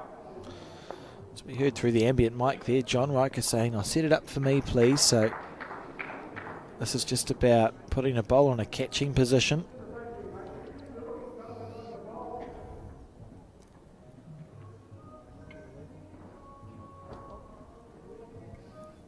Just needs to avoid that yellow.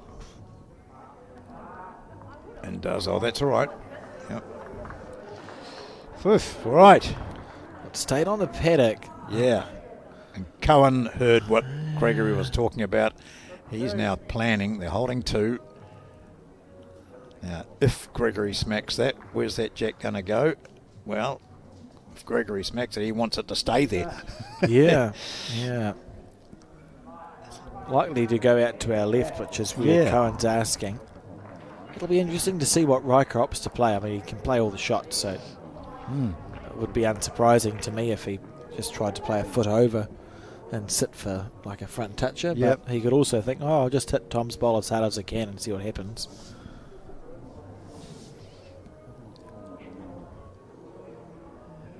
So this is another positional bowl. We talk about the chess game.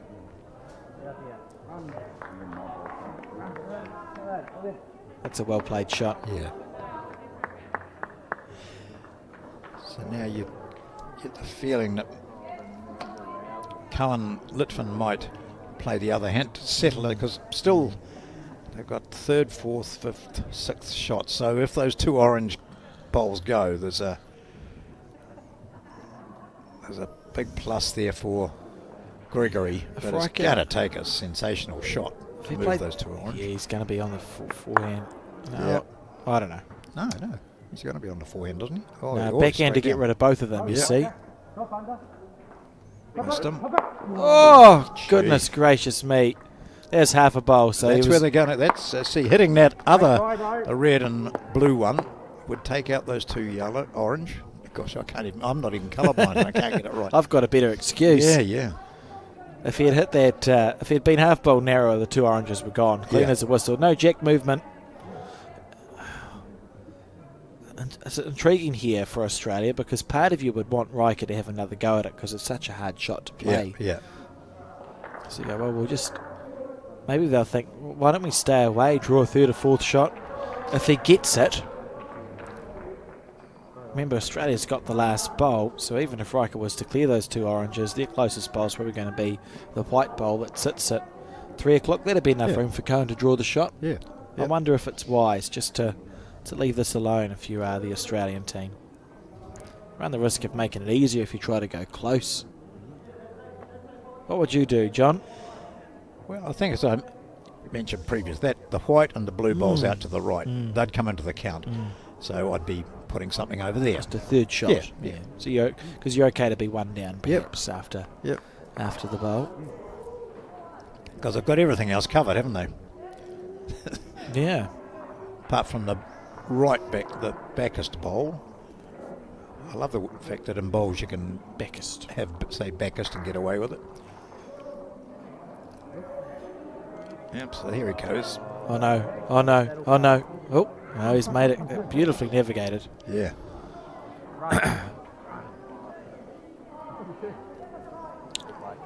Decisions here for Riker Gregory. There's a danger in playing it too heavy, because, I mean, if he wound right up, we could just see all the bowls disappear. He could end up 5 down, Yeah. That'll be a few.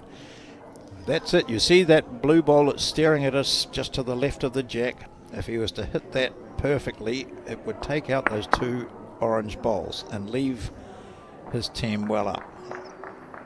Here we go. He's doing it again. Not quite the same amount of weight. He doesn't play. He's turned his back on this, gosh.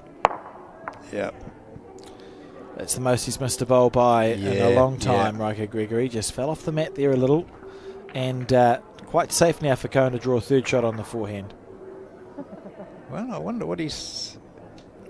Yeah. Just, positionally, if the back jack goes to the left there. I suppose the only... Yeah. It just feels like a chance, John, just to make it count. Yeah. show the opposition you're feeling confident. Yep, draw it in, draw that blue ball out. Imagine how much it would hurt if you could just draw a third. Oh, he's not going to play it. Not going to play it. So they'll That's- take the 2. That's interesting. Yeah, interesting. So 2 apiece we are in 3, set 2. Here at the final of the Oceania Challenge. Men's 4s at Royal Oak Bowls.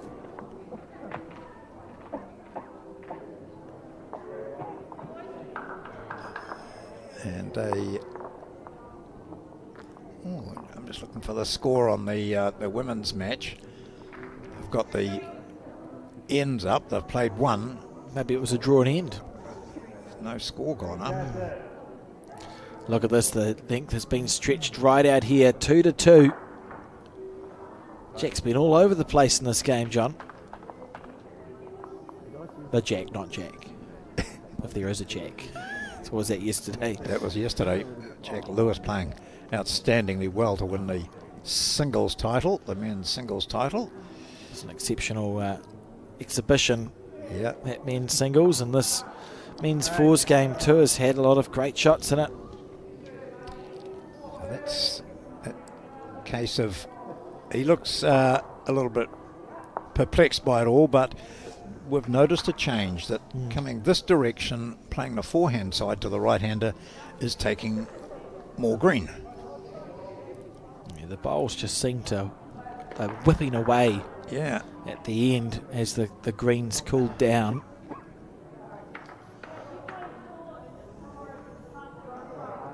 Yeah. So you saw how far out Horo threw that. He's back to the centre line. Yeah. I thought I was just going to say not quite as much green as that, but it is taking a lot. Has he adapted? Joseph Clark. He's certainly given up more green. Oh, gee. It's still going to turn underneath. Yeah.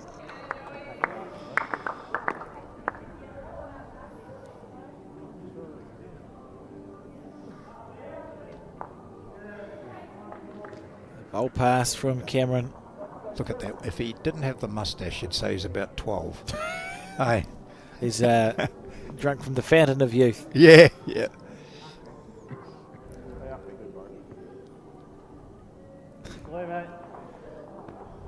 I mean, Bo's supposed to be 30, and I'm 31, and I feel like I look considerably older than Bo, so something's gone wrong somewhere.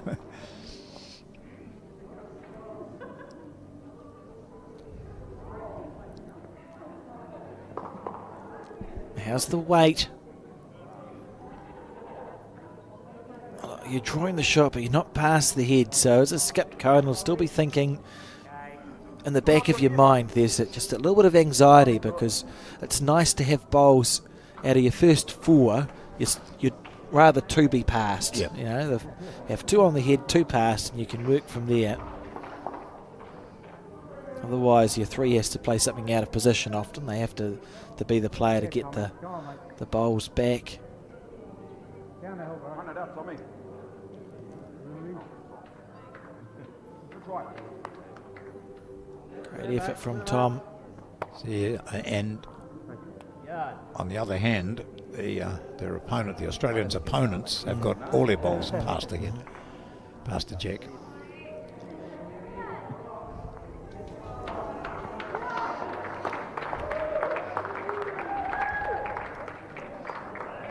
Pinched his green a bit here. Yeah, look at it, just whips away. I think you're going to get punished. Wouldn't be surprised to see the players look to switch to the other hand even, Yeah. John. As the night has gone on, it's become, I think you get punished for missing by not that much. On the forehand. Presume Mantis is like the I don't know what that means actually. I initially thought it might be Tom's nickname, but they've all got Mantis on their jackets, so it can't be that. Oh, look at this. Look at this. He's Got it square. What a bowl. What a shot. Yeah. I saw his action afterwards. You just picked that up with a wee punch. Colin Williams, the tournament director, in the background looking like a meerkat. Just popped his head up Yep. at that shot.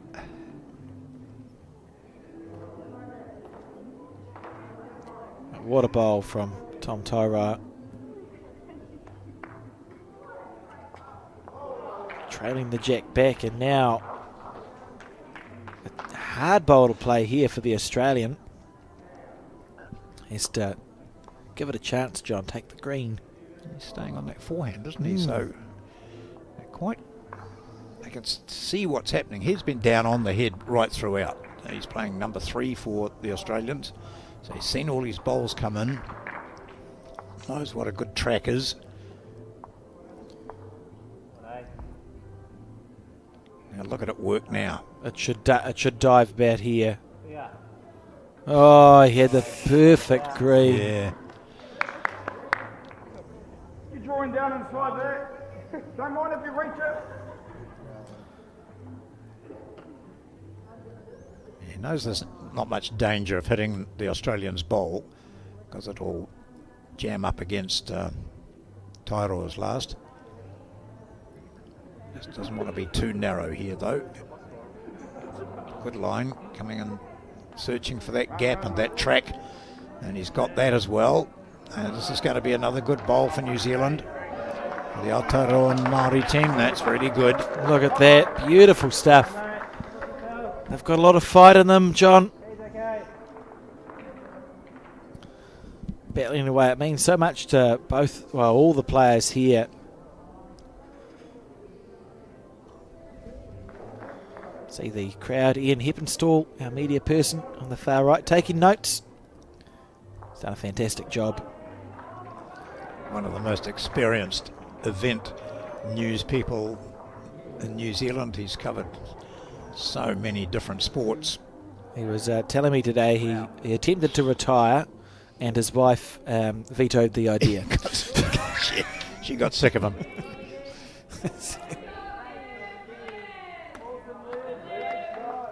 You've got the track last time, James. You played it perfectly.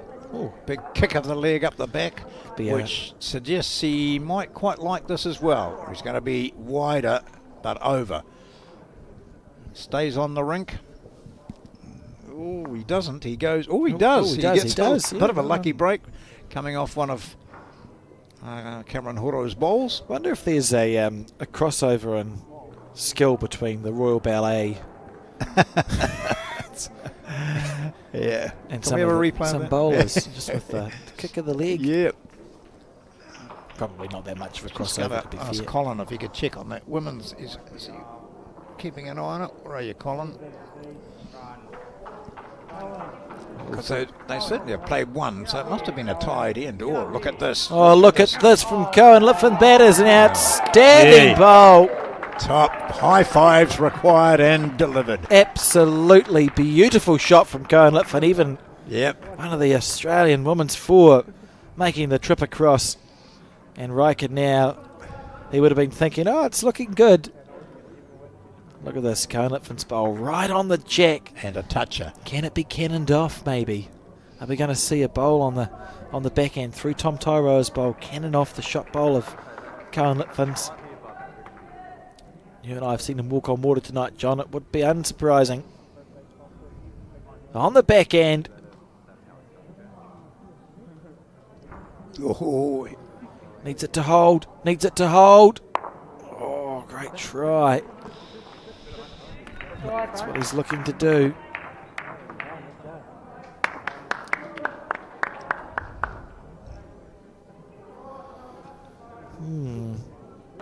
Same bowl again, John?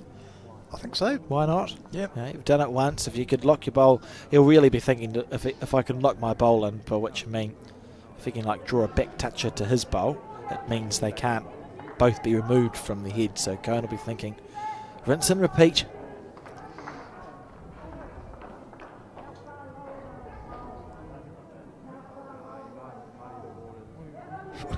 Either that or I'm going to be a nuisance to Gregory and sit in front of him. It potentially will be. Oh, Nearly. yeah. Riker's going to have to hit this pretty hard now. Yep. Here we go. This is very close. Oh, that'll do you. Oh, what a Beautiful bowl! brilliant shot. What a shot! Gee. They come out with 2 from that. Outstanding stuff from Riker Gregory. That's the magic of the man. He can fire some of the most extraordinary shots in there. All right, we'll see if we can, to the Aotearoa Māori team to lead 4-2 after 3 ends. And let's watch a replay of that bowl. Look at this. Outside half of Tom Tyrose. Boom! Off you go. Executed to near perfection, John. And that is what he can do. Wow. Keeps them in the hunt. Remember, they dropped the first set by 8-7. Second set is now just 3 ends old. And the Aotearoa Māori team is leading by 4-2.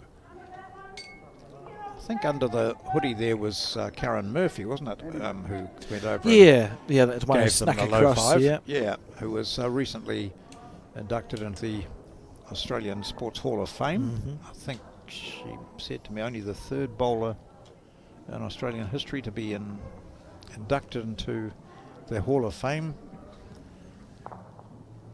It's a very high accolade and one that's thoroughly deserved for.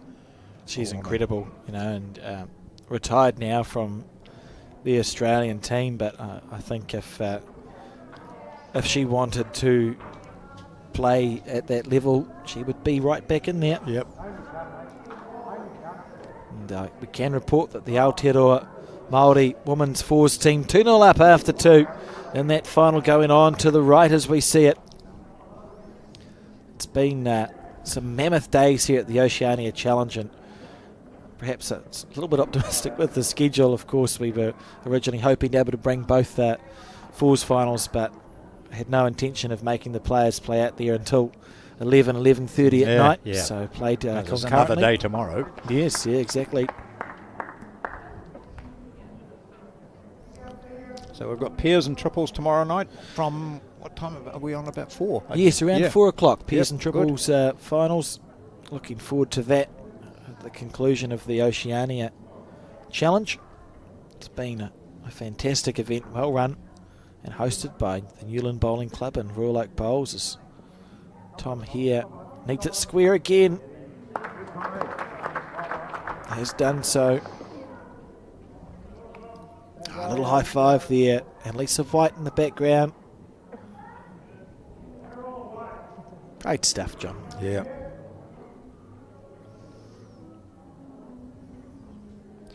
And you, if you want to find out how the pairs and triples are progressing, Bowls New Zealand Facebook page gives you a link to all the results. Yeah, that's the easiest place to go to, or if you Google World Bowls Match Centre, because this is a World Bowls event, as is the World Champion of Champions singles. It's run on the World Bowls Match Centre, which to New Zealand viewers is the same system as Bowls Up, and to the Australian viewers the same system as Bowls Link.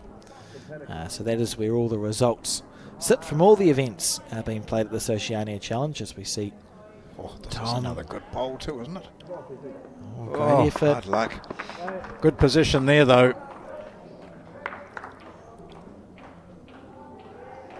So also some great photos on the Facebook page, if you have a look at that. Has Max been doing all those, has he? Yeah, he has. Yep. He's multi-talented. Yeah. He can take a picture, and also moving pictures. Certainly, if you're interested in seeing what it's been all about, would encourage viewers to hop onto the Bowls New Zealand Facebook page. You just type Bowls New Zealand into Facebook, and we have an album there, all the images from the Oceania Challenge. So now Byrne with New Zealand's Aotearoa Māori team holding shot and leading by 4-2. Ooh. Gets away with it nicely. Tiny little shake of the head there.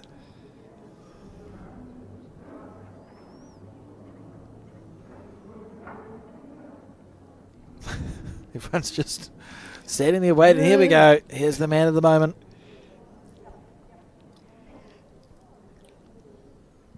on the forehand.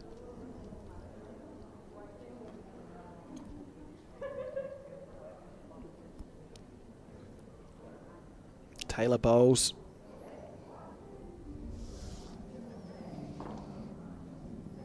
Said there were some Tiger 2s out there on the green today, John. I think two of the players are using Tiger 2s, Bo Prideaux and Cohen Litfin. Interesting. We often see it on carpet.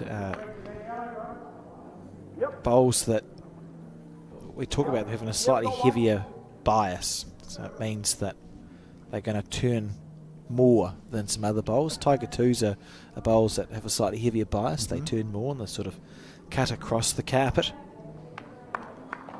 Individual preference, really. Yep. Oh, looking to sit that green and get another one, and he might just do that. Oh, well, it stays there. Oh, good bowl. Tucks it up nicely. Good bowl. Well played. Pull up Joey, shot. Pull up Joey, your shot.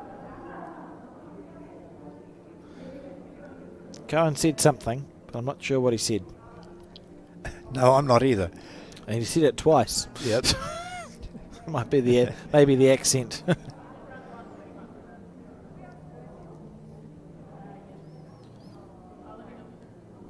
Was it all us draw to yourself, or something draw to yourself, or whatever it was? It worked. No, he's Inside out. Ooh, that'll be the shot. Good bowl. Yeah. Yeah, good instructions. Yeah, whatever it was, obviously successful. Just repeating that those two young men standing next to each other, that's Joseph Clark and Jack McShane, to the right of the group of Aussies.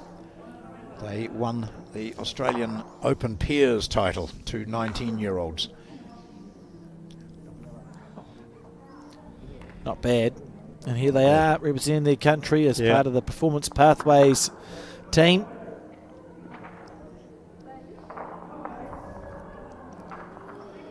Riker Gregory, of course, also was an exceptional talent as a young man. Won the New Zealand Open singles must be 15, 16 years ago now, John. Guy. Yeah.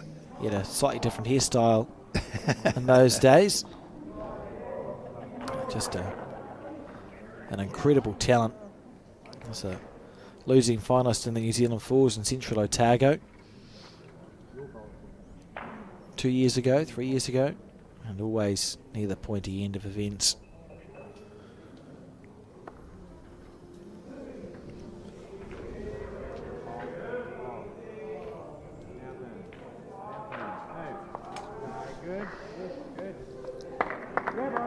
So just on that next door rink, the Aotearoa Māori women's team are now leading 3-0 after 3 ends, and they did win that first set. Oh, here we go. A wee flick off the edge. Oh, he's taken not enough. He threaded his way through there. Oh, dearie me. I thought just got that edge off the front orange bowl. Dragged it back, moved the jack slightly. Not enough. Your lip reader, John? Yep. Didn't need to be, really. He said exactly what you and I would say, or anyone. Absolutely. I nearly said it. That would have been not ideal.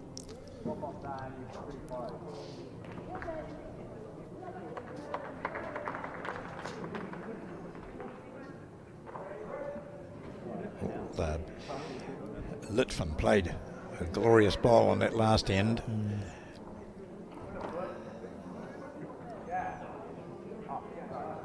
Just needs a foot. Not often the Australians do that, is it? No, it's not. It's no, it's not. I haven't seen it often, to be honest. No.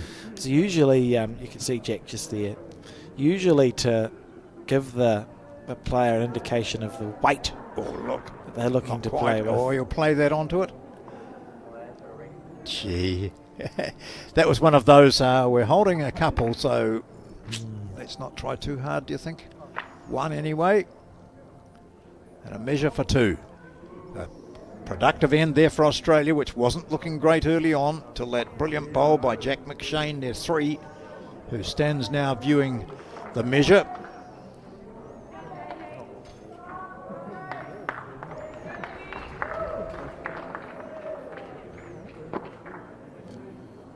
Two away at least.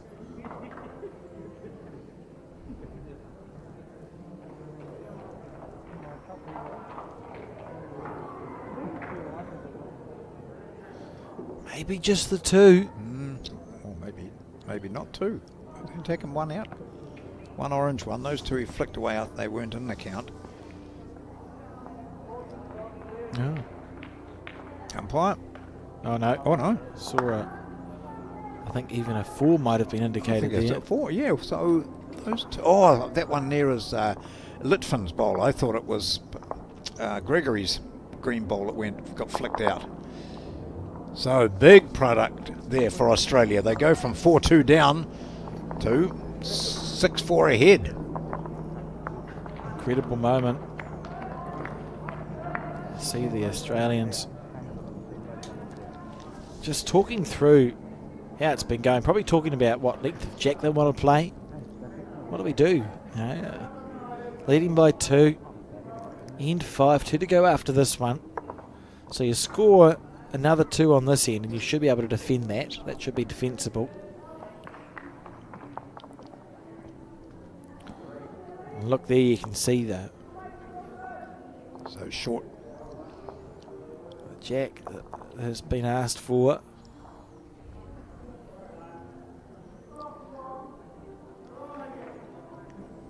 Good bowl. Really, good bowl. A good jack. It was well delivered. Yeah. Been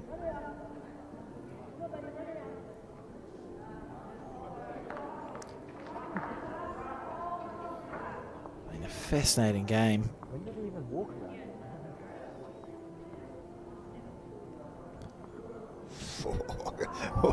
Top opener here coming in. I've thrown the jack up to that length. I'm going to put them the first bowl right there. First bowl efficiency. What that's done too is I think Cameron Horo's preferred that forehand side, so it's forced him to change hands. Play the back end for almost the first time. He's probably thinking to himself, I should have been using it all the time. Not quite up. Not bad though, eh? Lovely effort. Yeah.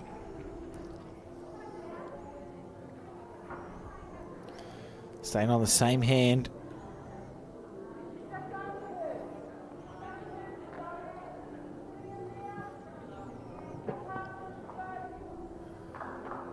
Not convinced on the weight here. What do I know? I was going to say, yeah, looked all right to me, but I don't know.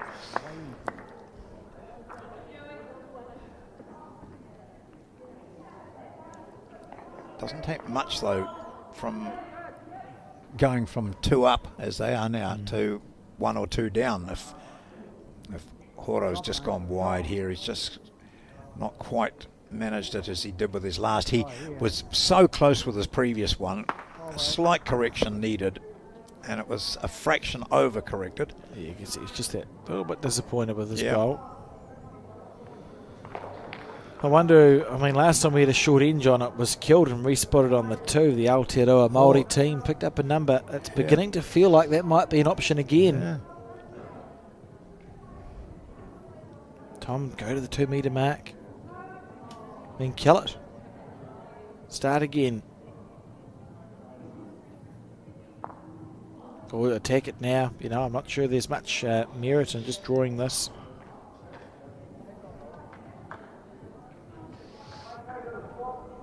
Go for the spot. Yeah, we're having rinse and repeat. Yeah. That's clever. That's really clever skipping from Riker, because it's about not panicking now.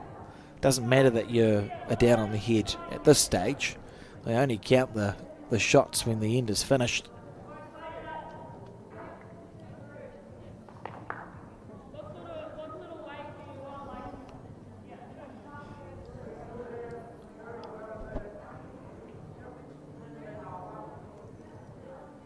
Good bowl. Well, I mean, that makes the intention. That makes the intentions pretty clear, doesn't it, John? Oh, yeah. Yeah, they're just going to draw. They're not going to be sucked into sending one down there. Interesting. Yeah, So you're taking a yeah. little bit of a risk here as Australia. Australia is essentially saying, we don't think we have to worry about the kill. We're just going to stack it up and back you guys to miss. Yeah. That's a dangerous thing to say. That's what they're doing. Good bowl.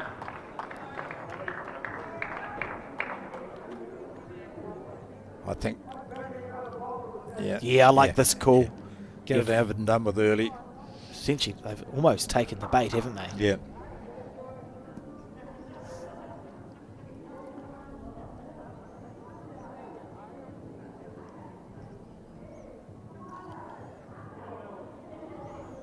Got something. Oh, yeah. Beautiful yeah. bowl. How far down to that yellow Why one is go? there an Australian bowl heading towards the 2 metre mark? They've got it covered without even trying to. Goodness gracious. Ah, that's fine. What a lovely shot that was from Tom Tyra.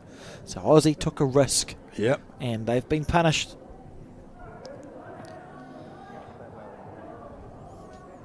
Great stuff.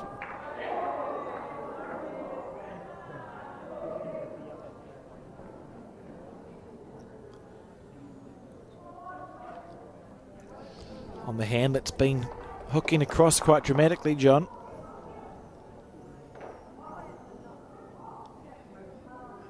So a lot of people aren't in favour of spotting the jack, eh? You know, but in a sets game, I think it's part of it, and it makes you think about you know, we saw that head built for respotting the jack on the 2 metre mark, and they were rewarded for their accuracy. Although that, talking of accuracy, was an exceptional shot from the Australian 3.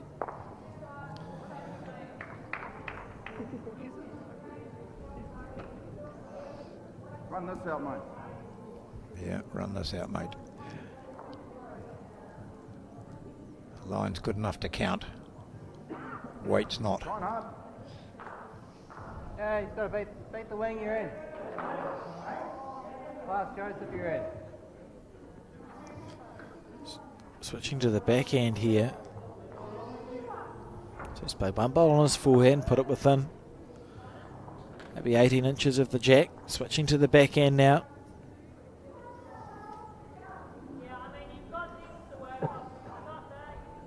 Probably knock up the yellow one and stay there himself and give them 3.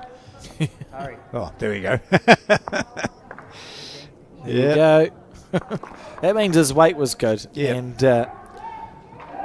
there's no spot further back for the jack to go to, John. And the Aotearoa Māori team in a bit of strife here. Remember, this is the 5th end. They trail by 2. They really need to score on this end.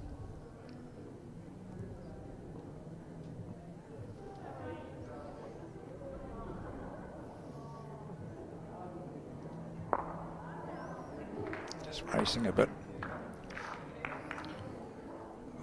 You'd be so disappointed with that. And Riker Gregory's going to have to find some magic. There's those fireworks again. As he looks straight down towards that jack, what does he see? He sees 2 short bowls in his line, doesn't he? So, Weight of the world on this man's shoulders.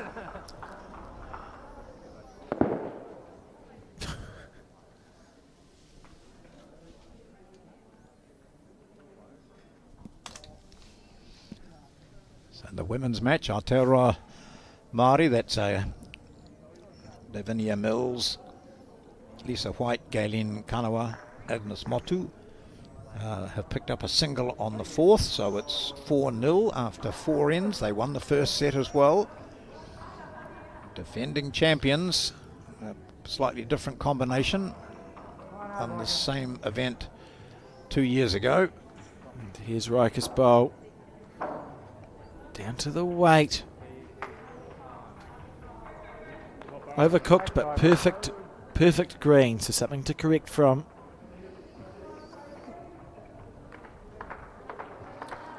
Yeah, see that line down there, that orange one's right in the centre line. I don't want to over dramatise it, John, but I feel like the match is in the hands here of the Australian team. If Riker can't cut it down to 1, very hard to see a way back for the Aotearoa Māori team. Look at that. Oh, he doesn't want to expose the jack, though. Okay. Well, now we go jack in the bin, don't we? Yeah. See that jack, bro?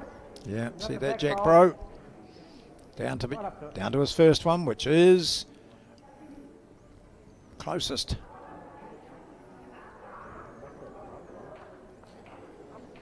Could still do it. Oh, no.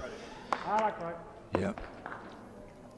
He's been called on to play some big shots in this match, as the Australians have kept the pressure on. They grab another 2 out of that, I think it was. So 8-4 they lead now, and we've played 5 ends. For the difference. And the Aotearoa Māori team needs to score on this end and the next to take us to a tiebreaker, and they need to score at least a 3 and a 2, because a drawn set won't be enough. Very high quality game, I think. Gosh, yeah.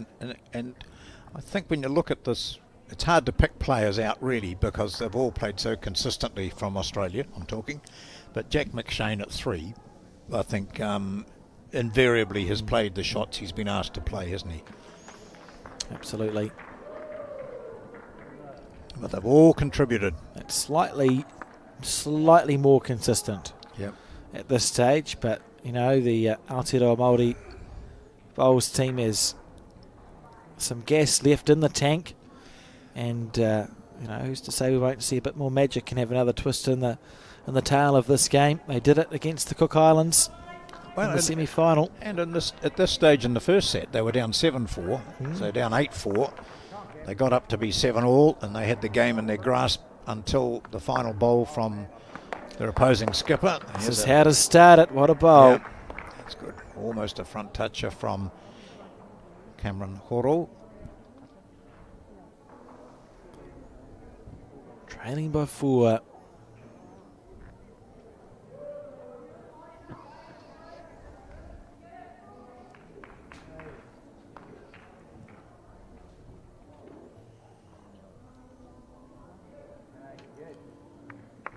Andy.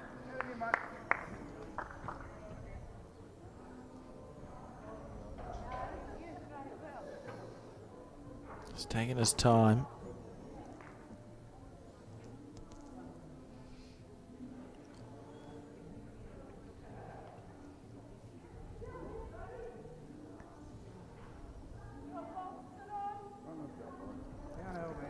Yeah, you could hear it. Run this out, mate. Run this out. Holding 2. Yeah, steady bowls, hasn't it been, from the Australian team? Bow, we've seen have a real impact at the 2 position. Oh, does not look delighted with that shot. This is why. See, it's just on the wide side. Well, a chance here for the Aotearoa Māori team. John. Tyro has been on his game of late. It's really good. He steps up to the mat now. He'll play that same hand, the forehand, just to bring it inside his lead's second bowl, Cam Horo.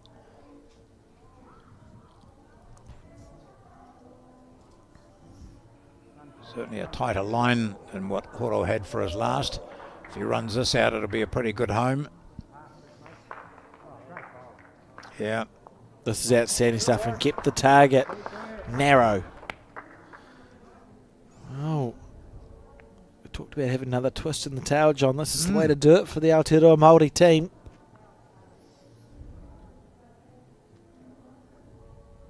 How's this one?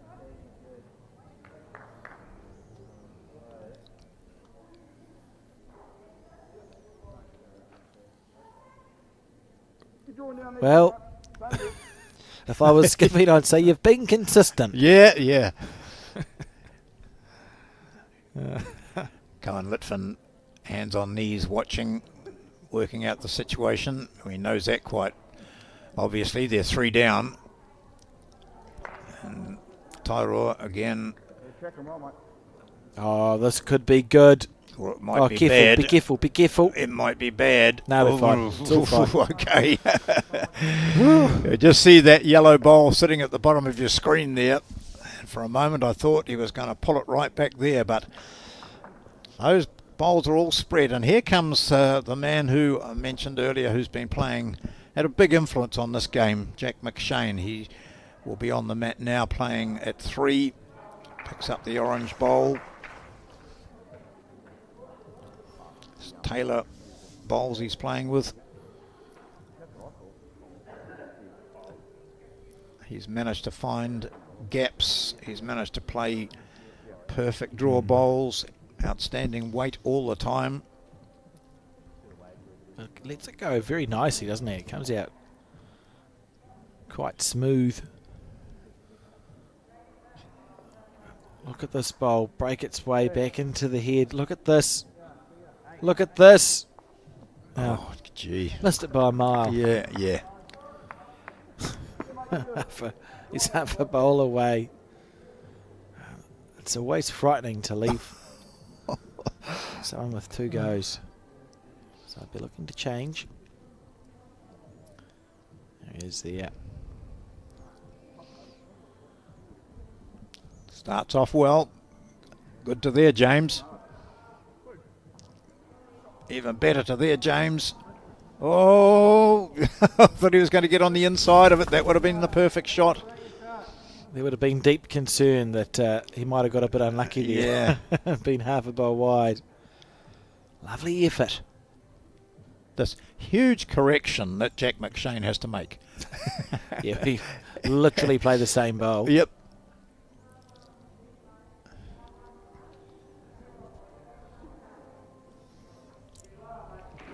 Skip's interested. McShane's interested. Is it going to duck about here? It doesn't. It goes round. He's real good for it, mate. Trying to turn down for the white. Huge moment here. Yeah. You feel the tension in the air, John. Yeah. There's plenty of it. James Byrne needs to make no adjustment, really. What does he think? It's hanging out there a bit. Now it starts to come in. Now it starts. Now it comes. Keep on trucking, mate. Not quite. And Cohen knew that. He was on his way before the ball had stopped pretty much.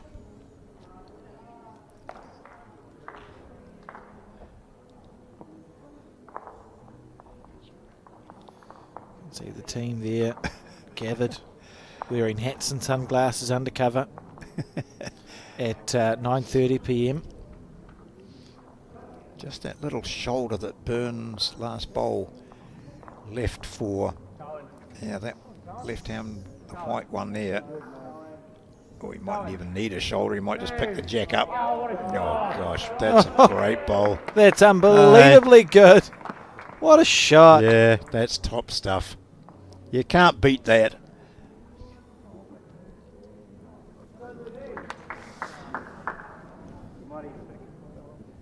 Beautiful bowl. So now looking for ways to Well, indicating there score. with his cloth, you can see the shot there. So as we look down there, the bowl with the white spot on it, the red bowl that we can see, it's a two-toned colour of Tom Tairoa's. If he can play onto that, he'll knock that shot bowl through. Cannon it out So clean there. as a whistle. Yeah. So he won't be short here.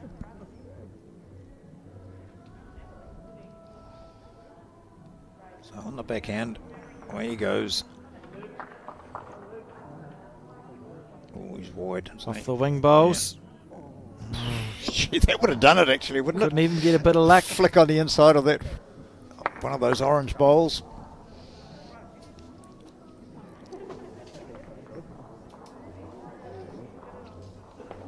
Well, we're just we're a bit. We've talked about it about the first end of the second set of the women's match. We saw no score go up, and it's been confirmed that the first end was drawn. 3 touches. Unbelievable. Yeah. But it's 4-1 now after 5 ends to Aotearoa Maori, as Litfin, who played a blinder with his first, comes in now with a second just in the road. He's just going to look for it. He may even try the forehand here, Riker, just to chip that ball out clean. What have they got down the back?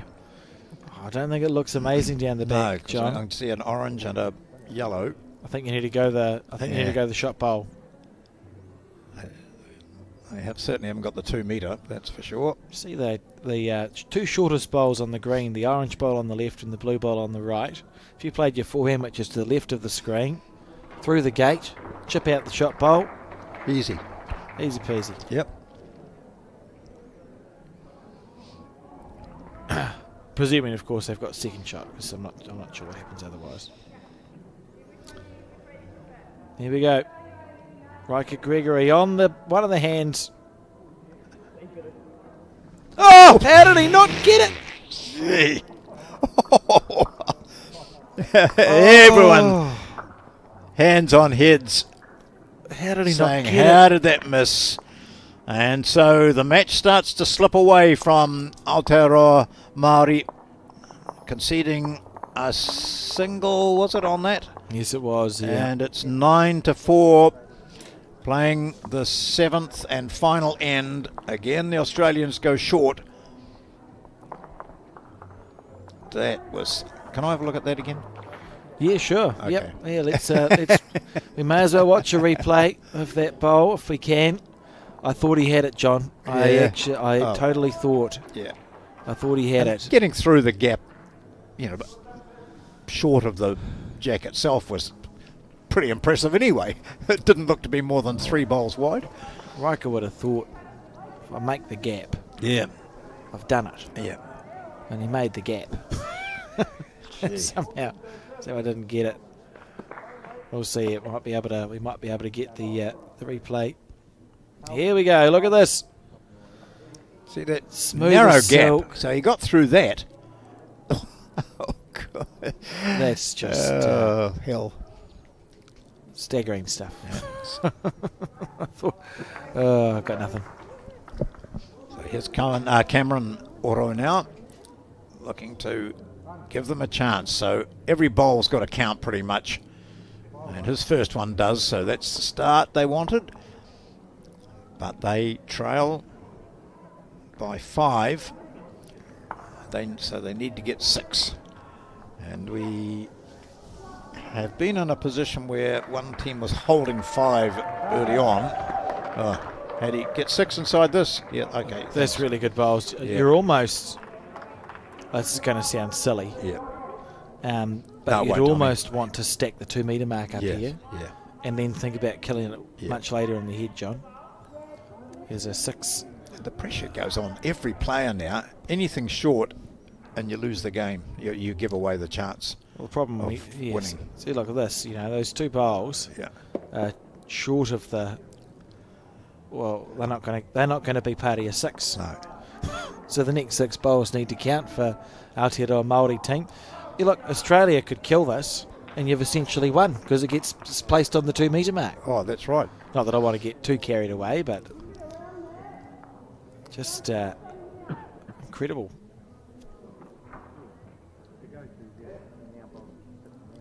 So I'm hoping that this end doesn't go on too long, and we can flick across and see just a little bit of the women's with a wide camera. Yeah, we can see what we can. Yeah. What we can manage. Because that New Zealand team, the Aotearoa Māori team, have played exceptionally well throughout this entire tournament. They've been unbeaten, and they've won the first set against Australia, and now they lead the second set by 4-1 after 5 ends.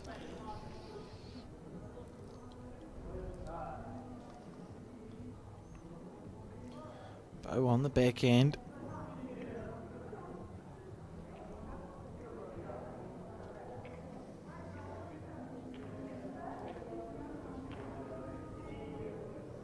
Yeah, they're just going to plonk them over just past the jack. 1-2. Got the shot.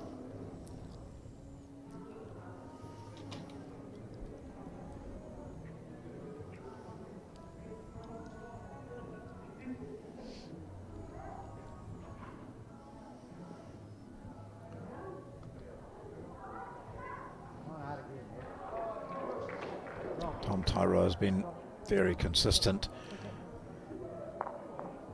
Lovely effort. It's just looking like it's regulation now. Yeah. And short of some sort of miracle, Australia's going to be the winner of this Oceania men's fours. Been a mighty battle though, hasn't it, John? Oh, yes. And did they played in section play? I just had the feeling they did they?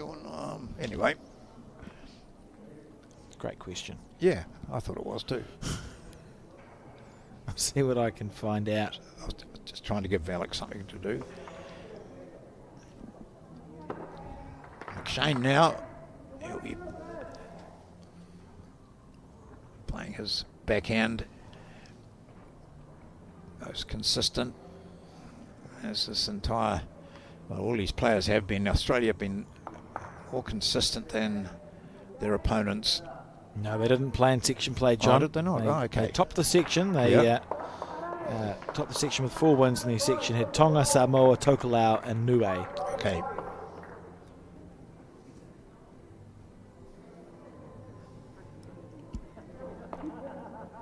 Or maybe it was the women played against each other. Probably. Certainly, I think Aidan and Jack played against each other in section Yes, play they did in the and then met in singles, the yeah. final. Yep. This might do some damage. Look at this. Good ball. The dream is still alive here. Particularly if they're holding 4. Yeah, you just can't. The stressy thing for the Aotearoa Māori team is you really can't afford for the jack to move because the jack's only ever moving back, and that's no good. So if you can keep the jack where it is and find ways to pluck off the outside bowls, maybe a 6 is on. No.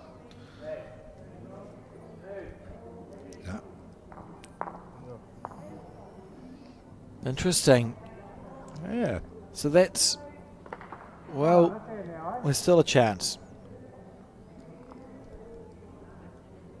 I don't want to hit that yellow one up, that's all. Asking if he can play the forehand. Riker wanting him to play the backhand. What do you reckon? Nope, on the forehand he says. So this bowl needs to count. Half a chance, John.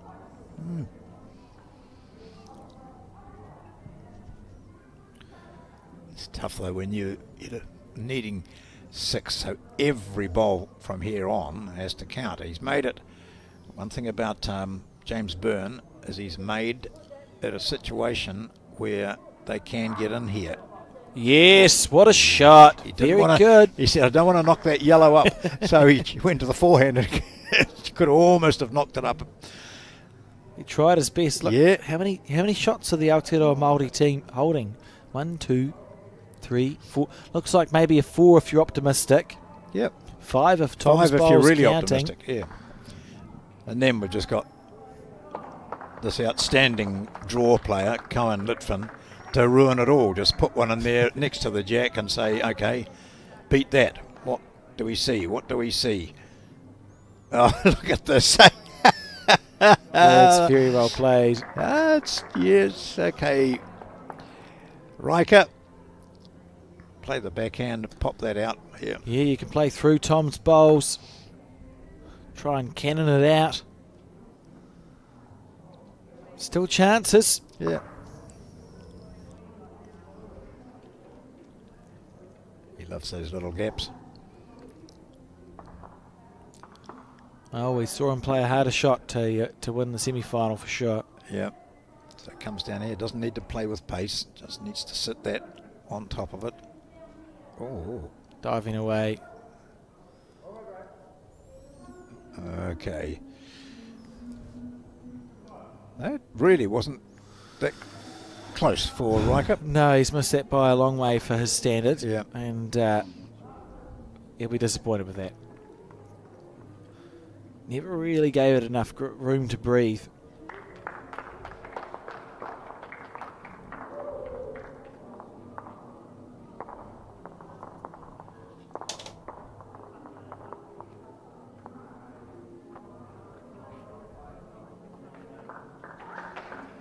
Just wide enough to be in the count if needed.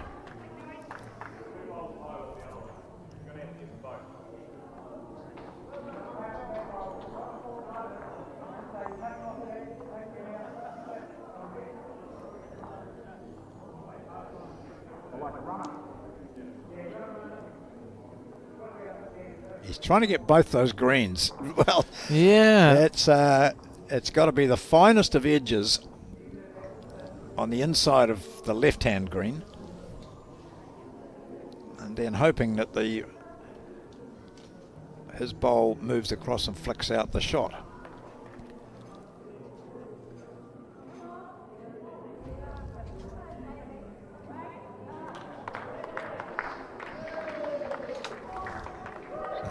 In the women's match, it's 6 ends gone, and it's 6-1 to the Aotearoa Māori team. And a comment coming in from Brett O'Reilly, who's been watching it. He said, great bowls from Lisa White. She's been playing superbly.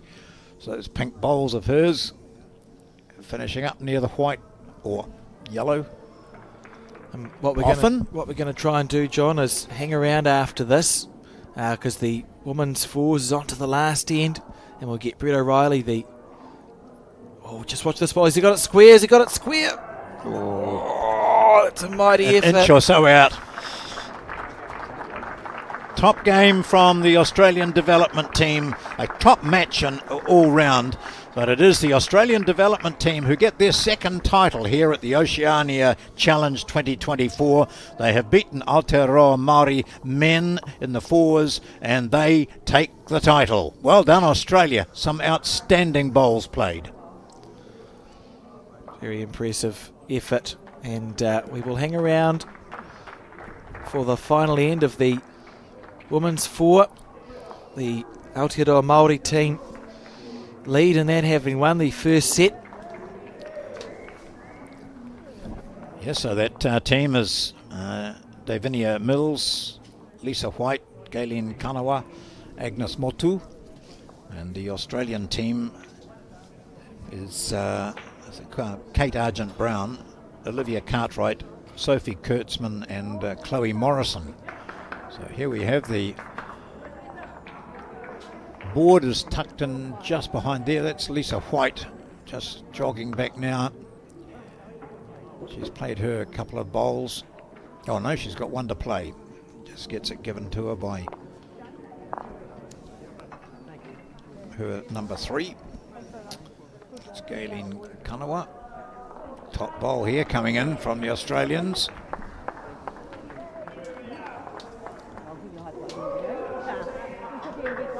And joined in commentary by Brett O'Reilly, as we spoke about yesterday, newly crowned president of World Bowls. And what a night it has been here at the Royal Oak Bowling Club, Brett. Amazing bowls. I think, last year at the Oceania Challenge, we thought we'd seen a pretty high standard. This is just completely next level. And both the men's and the women's finals here of the fours have been great games. And you can see here the Aotearoa, that's Lisa White. Has drew a shot on one hand and then has drawn another one on the other hand. So. And the tail of the women's final has really been the front end of the New Zealand team. Davinia Mills and Lisa White have outplayed the Australians, and Aggie Mott, who's just been in fine touch all day, she's just drawn some amazing tight shots. Galen Kanawa has contributed as well, and they've just been a little bit too steady for the young Australian team. So they won the first set convincingly, Brett, and remind us of the score in the second set for the Aotearoa Māori team. So 6-1. Playing the last end now of this second set. Galen Kanawa there, sporting quite a dandy hat actually. Yeah. They've just really combined well as a team, defending their title from last year, and looking looking a class above the Australian team, who've played some good bowls from time to time, but just not been steady enough. Saw quite a bit of the Aotearoa Māori women playing against Cook Islands. That was in their semi-final, and they didn't have it all their own way by any means. That Cook Islands combination were were really giving it to them. They were playing some outstanding stuff. And what I liked about that was a great example of bowls being for all ages. There were 2 youngsters in that Cook Island team. They look young, so anything under 50 is young for me. In their 20s, John? Yeah, absolutely. And then at the other end, a bit more senior. We're going to have some action here. What? Oh, gee, that cannot have missed by much. No. No, and the Australians have been a little unlucky with their attacking shots. They've not got a lot of results. But, just good, steady stuff by the Aotearoa Māori side. I mean, Agnes Motu knows this Royal Oak venue very well. She's been very successful here in recent years. And, she's just marshalled her troops really well. They've just played good, steady stuff. And, it's an old adage in bowls. If you can get more bowls on the head than the opposition, then you've got a pretty good chance of winning. And I think, we've seen that with the Aotearoa Māori team. And what a great men's fours final. Well, yeah. It had everything, really. And just every end when you thought that, someone had the advantage, then particularly in that second set, I thought Jack McShane and Cohen Litvin just played some incredible bowls. Yep. And really Riker Gregory, who's been playing well all day, just couldn't recover enough.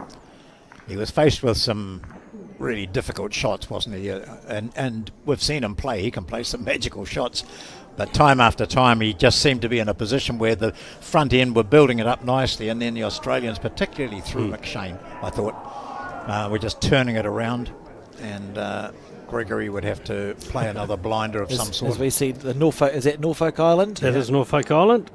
In the background playing off. It's one of the cool things about this event, Brett, is there's been playoffs not only for first and second, but third, fourth, fifth, down right to the bottom, isn't it? Yeah, look, the feedback from the players from the Oceania Challenge last year was that they wanted to play as much as they could, and I think we, both in terms of the duration of the days and the number of games, they've got plenty of bowls, and those playoff games further down have been as keenly fought as the finals. They're not playing for medals, but they're playing for pride and for their country. A lot of them will be looking to try and cement a place in their teams for the Commonwealth Games. Whoa, there we go. One of those drives pays off. Now we look down at the 2 metre and see what the story is. I think Aussie might have a couple of shots here by what we've seen. Oh, looks like there we go. Yep. There we have it. Yep. That's outstanding. Mighty stuff there. Yep. Good sportsmanship. The Australians obviously, they can't win. And so great win there for Davinia Mills, Lisa White, Galen Kanawa, and Aggie Motu. There's their manager Doreen Jensen on the joining them on the green. Emotional moment for them. They were the outstanding side last year in the Oceania Challenge, and they've kept that up. Robin Rehana, their manager, joining them. Karen Murphy, she'll be on as the Australian manager. One of the world's greatest players. And I think what you're quite right. Karen Murphy, as I was saying earlier, inducted to the Australian Hall of Fame, quite outstanding. Only the third Australian bowler to be so inducted, so recognised, and she moves in and shakes hands with the Aotearoa Māori women's team, who have won this title against the Australian development side. So the women's title goes to the Aotearoa Māori team for the second competition in succession. The other final was between the same teams in the men's, but it was the Australian development side which beat the Aotearoa Māori team. So when we look at all adds to points for the overall title, and tonight it's been 1 to Australia and 1 to Aotearoa Māori. Yeah. And last night it was 1 to New Zealand and 1 to Australia. Sorry, John, just in the corner. I think Carmen Anderson may have done something. There was a bit of excitement over there in that playoff with the Norfolk Island team. But what a great night of bowls it's been here at Royal Oak. And don't forget to tune in tomorrow for the final of the triples and the pairs. But that's us for now. So sit back, relax and enjoy as we watch some highlights of that magnificent men's fours final here at Royal Oak Bowls.